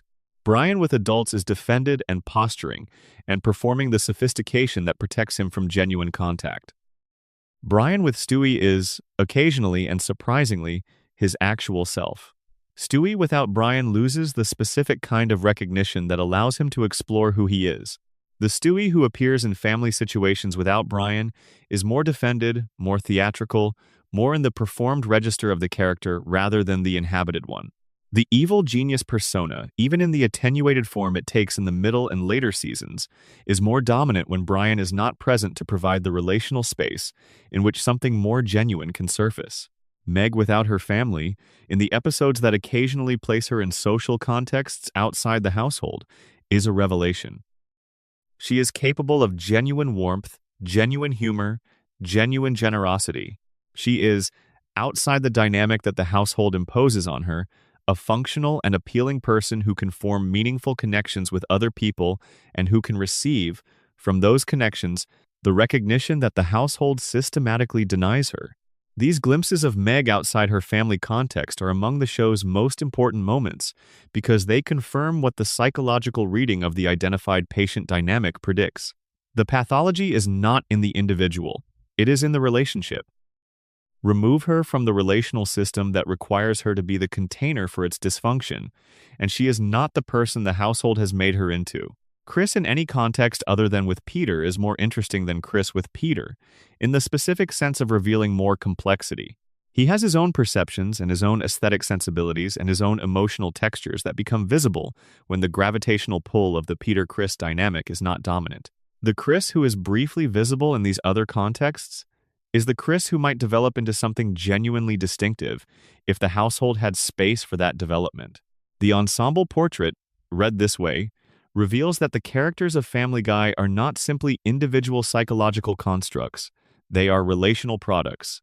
Each of them is, to a significant degree, created by the specific dynamics of the relationships they are embedded in. And understanding the show's dark message requires understanding this relational dimension because the dark message is not primarily about individual failures. It is about a systemic condition, about the way a specific kind of domestic arrangement, a specific kind of community, a specific kind of cultural and economic context produces specific kinds of people and specific kinds of relationships. The individual characters are the symptoms. The system is the condition. And the show, in its darkest and most honest moments, was always pointing at the system while the audience was watching the symptoms. Supplemental deep dive. The long game and what 25 years reveals. There is something that only becomes visible after a long time, and Family Guy has been going long enough for it to become visible. Over 25 plus seasons, the show has accumulated a longitudinal portrait of the Griffin family that no single season and no single episode could provide. You can see now, in ways that were not possible in the show's early seasons, the long arc of who these characters are and what they have become, and what the accumulation of their choices and their experiences and their relationships has produced. Not in the sense of character development, because the show does not do character development in the sustained narrative sense, but in the sense of portrait, of a picture built up slowly, stroke by stroke, across years and decades that you can now step back far enough from to see the whole shape of. Peter Griffin at 60, if you encountered him fresh, would be a disturbing portrait. The accumulated evidence of his character across 25 seasons, all the moments of genuine warmth and all the moments of genuine cruelty and all the moments of simple obliviousness and all the moments of real love, would produce a picture of a specific kind of man that is harder to hold than any individual episode would make available. The lovability that is visible in any single episode accumulates, across the full run, into something more complicated. The pattern is larger than any individual instance of it. The weight of the pattern exceeds the weight of any single moment. Lois at 60, in the same full portrait reading, is a woman who has spent most of her adult life in the management role, who has never quite exited the mode of organizing her own experience around the experiences of others, who has been competent and warm and funny and present, and whose own interior life has been consistently the last priority in a household that generates competing priorities with exhausting regularity. 25 seasons of this accumulates into an image that is both more admirable and more heartbreaking than any single season would suggest. More admirable because the consistency of the caregiving across that span of time represents a genuine and sustained choice, whatever its costs. More heartbreaking because 25 seasons of watching someone manage the emotional labor of a household is 25 seasons of watching what is lost in the performance. Brian at 60 is still at the bar, still with the unfinished novel, still reaching for the martini glass as a mechanism for making the distance between the self-conception and the actual self-bearable. The tragedy of Brian, in the long portrait, is not that he is stuck in any static sense. It is that he keeps cycling through the same territory, returning to the same starting points, finding the same dead ends with the same specific failure of follow-through. Not because he is incapable of the follow-through, because the conditions of his life, which he has had a significant role in creating, consistently fail to provide what the follow-through would require. The long game reveals Brian not as a character who has failed to develop, but as a character who keeps enacting the same developmental crisis at ever higher levels of self-awareness. He understands himself better with each passing season. The understanding does not help. Meg over 25 seasons is the character whose long arc is the most important to see clearly, because the long arc reveals the cumulative weight of what has been done to her more clearly than any individual episode can. Individual episodes of Meg's mistreatment are funny or uncomfortable depending on the episode and the viewer. 25 seasons of it accumulated is something else.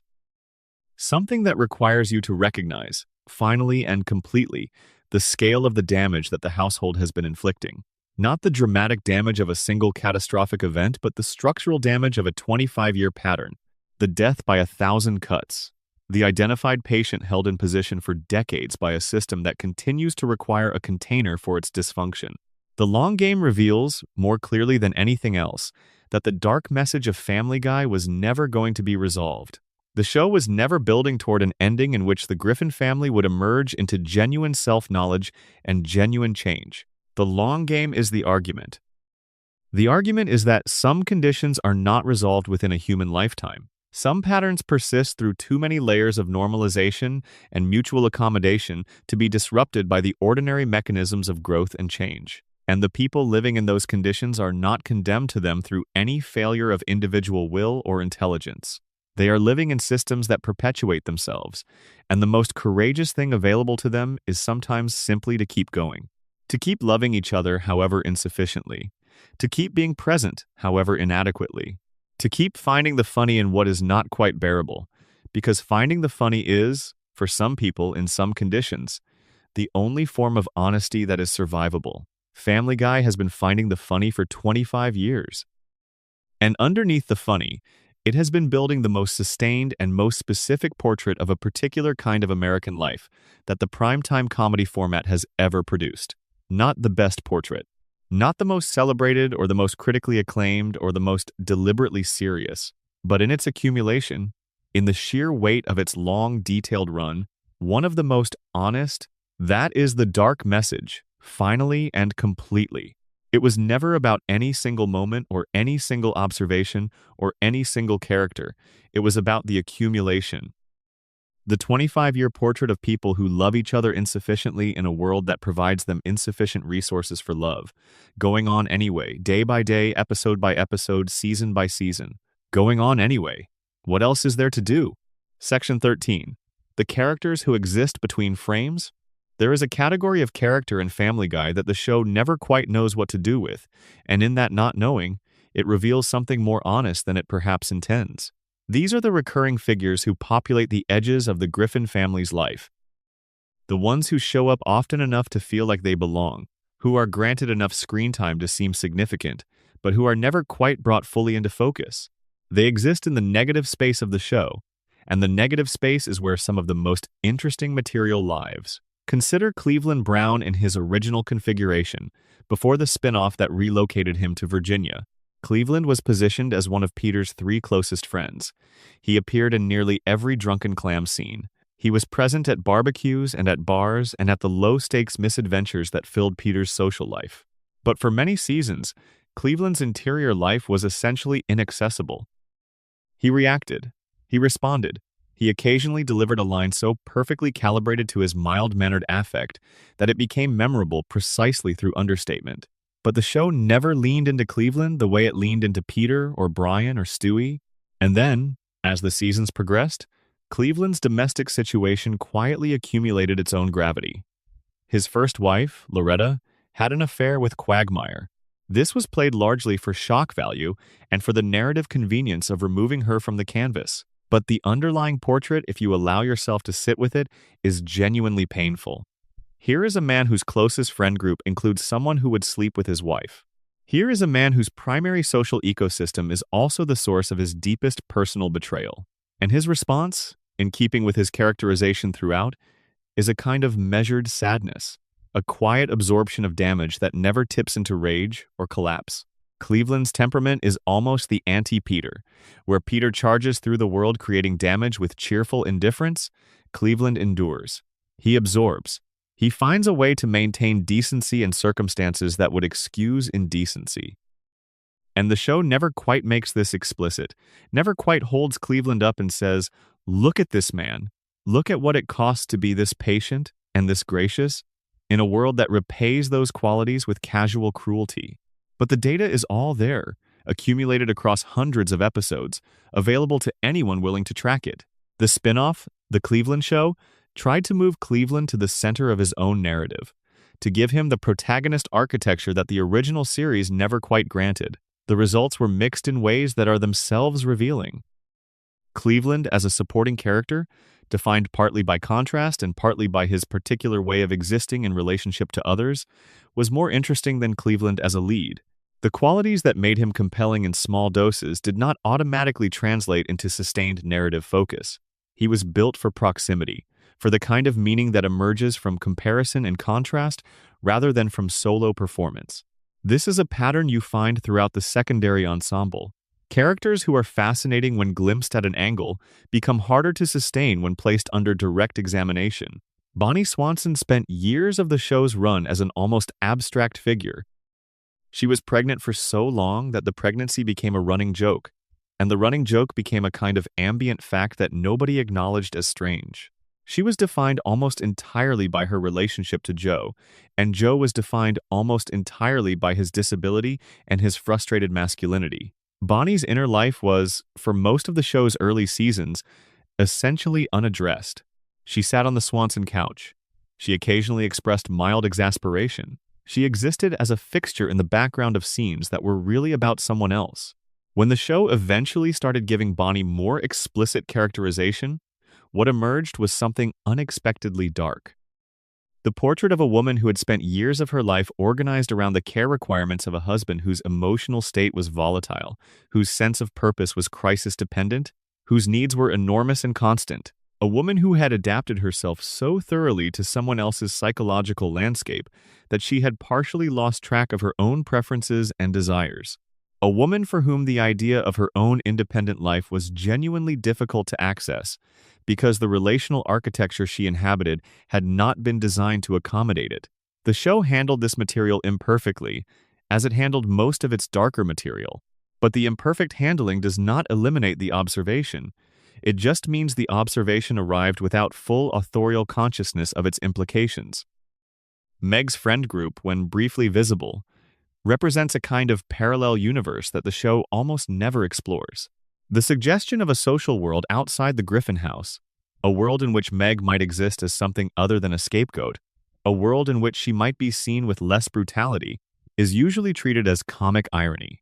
Her few genuine friendships or romantic interests are almost always staged as setups for the joke that she does not deserve them, or that they are almost as socially compromised as she is, or that whatever connection forms will be disrupted by the gravitational pull of her family's needs.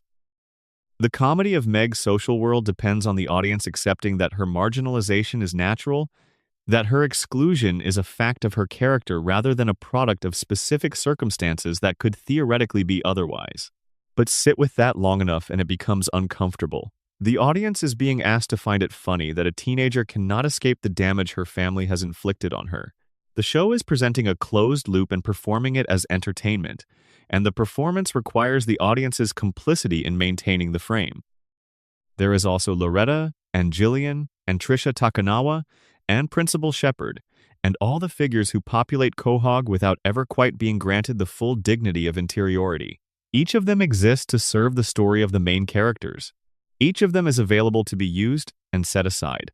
And this pattern of use, of characters as furniture in someone else's narrative, is itself an argument about how certain people are perceived in the real social world the show is reflecting. The characters who do not get interior lives in the show are often the characters who do not get interior lives in the culture the show is depicting. Women past a certain age, Black men in white social ecosystems, teenagers, people with disabilities, anyone whose identity makes them useful as a supporting element in a story about white male domestic experience, rather than as the protagonist of their own story. The show did not design this consciously, but it did not have to. It simply imported the ambient hierarchies of the culture it emerged from and embedded them in the character architecture. What is interesting is that the show is occasionally aware of this, occasionally breaks the frame to acknowledge it, and then closes the frame again and continues as before. It is a show that can see its own limitations but cannot structurally escape them. And that incapacity, too, is an honest portrait of a specific cultural moment. A moment when awareness of structural inequality was becoming more widespread, but when the mechanisms for actually changing it remained poorly understood and mostly unavailable.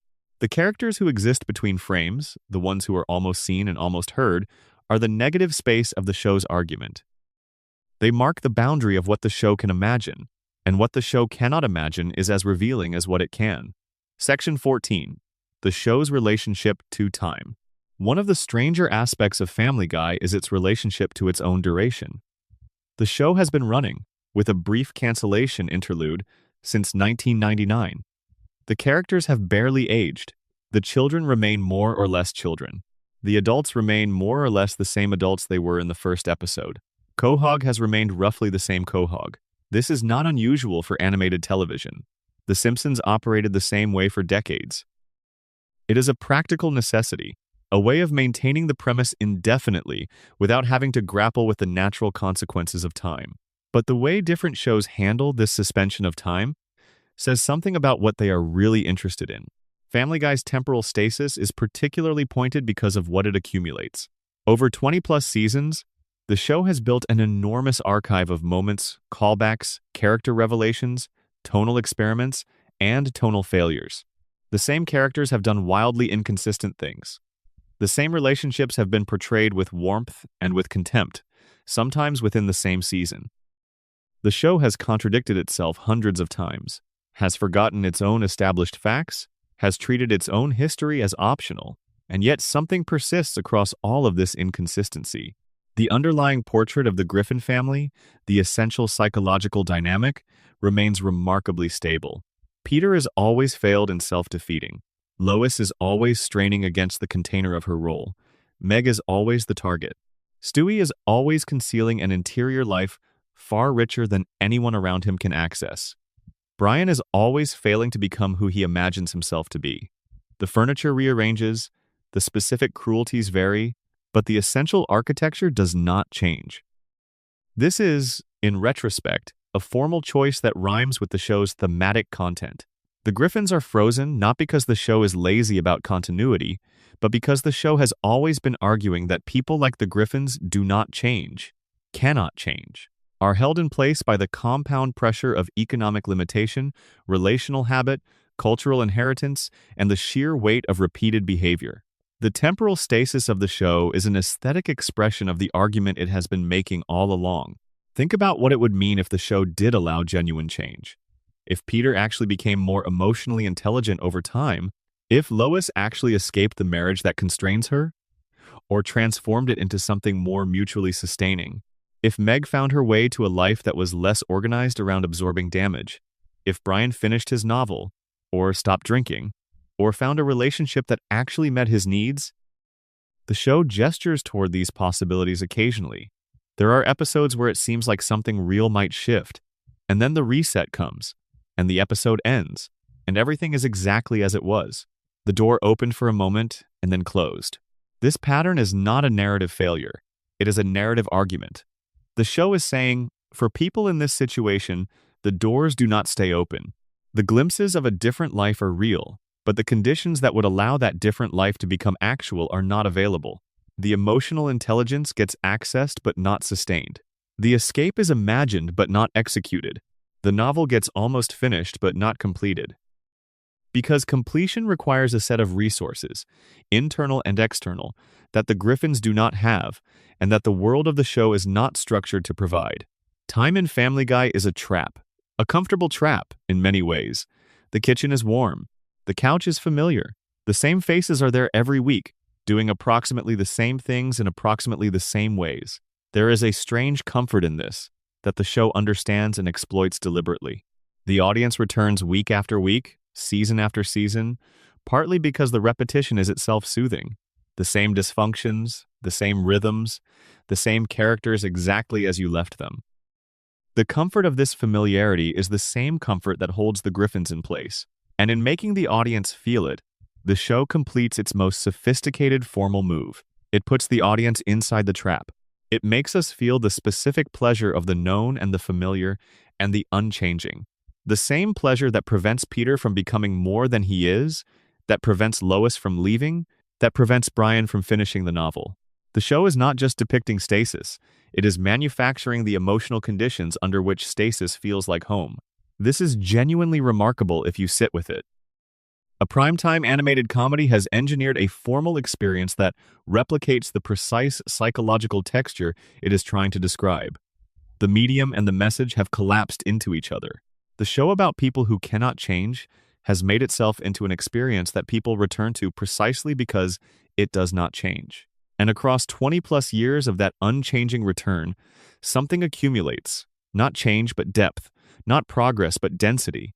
The archive grows, the portrait thickens. The argument about American domestic life becomes more textured, more specific, more impossible to dismiss with each passing season. And the people watching, whether they know it or not, have been sitting with a quietly devastating piece of social observation spread across hundreds of hours, structured as a comedy so that it could be tolerated, disguised as entertainment so that it could be absorbed without resistance. That is the dark message Family Guy was hiding in plain sight. Not a hidden episode, not a secret subplot, not a moment of unexpected sincerity that the camera lingers on too long. The message was the structure itself. The message was the pattern. The message was the thing that did not change, across every season, through every reset, beneath every joke. People like the Griffins are not failing. They are succeeding at the life available to them. And the life available to them was always going to be exactly this. The kitchen, the couch, the same arguments, the same ceiling, the brief flights and the reliable landings. The love that exists but cannot articulate itself. The intelligence that appears but cannot sustain itself. The potential that surfaces and then, quietly under the gentle pressure of everything the world is and everything it is not, goes back to sleep. Closing. What you take with you. There is something worth sitting with as this comes to a close. Family Guy made people laugh for over 2 decades. It made people groan and roll their eyes and argue about whether it had gone too far or not far enough. It got canceled and came back. It spawned spin-offs and launched careers and became one of the most watched animated properties in American television history. And underneath all of that, quietly and without particular insistence, it was building a portrait of a specific kind of human life. The life of people who are not quite broken but not quite whole. People who love each other imperfectly and damage each other inadvertently and wake up each morning into the same circumstances they woke up into the morning before. People who contain more than their situation allows them to express. People who are, in the full and precise meaning of the word, ordinary. With all the beauty and the tragedy that ordinariness contains, the show never asked you to notice this. It hid it carefully under noise and spectacle and deliberate provocation, but it was always there, waiting patiently beneath the surface, available to anyone willing to look. And now, in the quiet of wherever you are watching this, in whatever hour finds you here, you have looked. You have sat with the Griffins not as comedy constructs, but as something closer to what they always were. A mirror, held up at an angle, reflecting something true. That is enough for tonight. Rest well. Section 15. The audience as witness. There is one final piece of the architecture worth examining before we close, and it is perhaps the most uncomfortable piece of all, because it concerns not the Griffins and not Quahog, but you. Every dark thing the show was doing with its characters required an audience willing to participate. The scapegoating of Meg only works as comedy if the audience finds her marginalization funny. The portrait of Peter as a lovable disaster only holds if the audience chooses to find his failures charming rather than disturbing. The cycle of Lois's suppressed rage and performed patience only continues as entertainment if the audience accepts the frame that says her situation is normal, that her constraints are reasonable, that the question of what she might have been under different circumstances is not worth asking seriously. Family Guy was not just depicting an audience. In a structural sense, it was creating one. It was training its viewers, over years of habitual watching, to find certain things amusing that perhaps deserved a different response. To look at a family absorbing damage in real time and to laugh, rather than to feel the discomfort the scene would produce in an honest, emotional engagement. This is not a condemnation. It is an observation.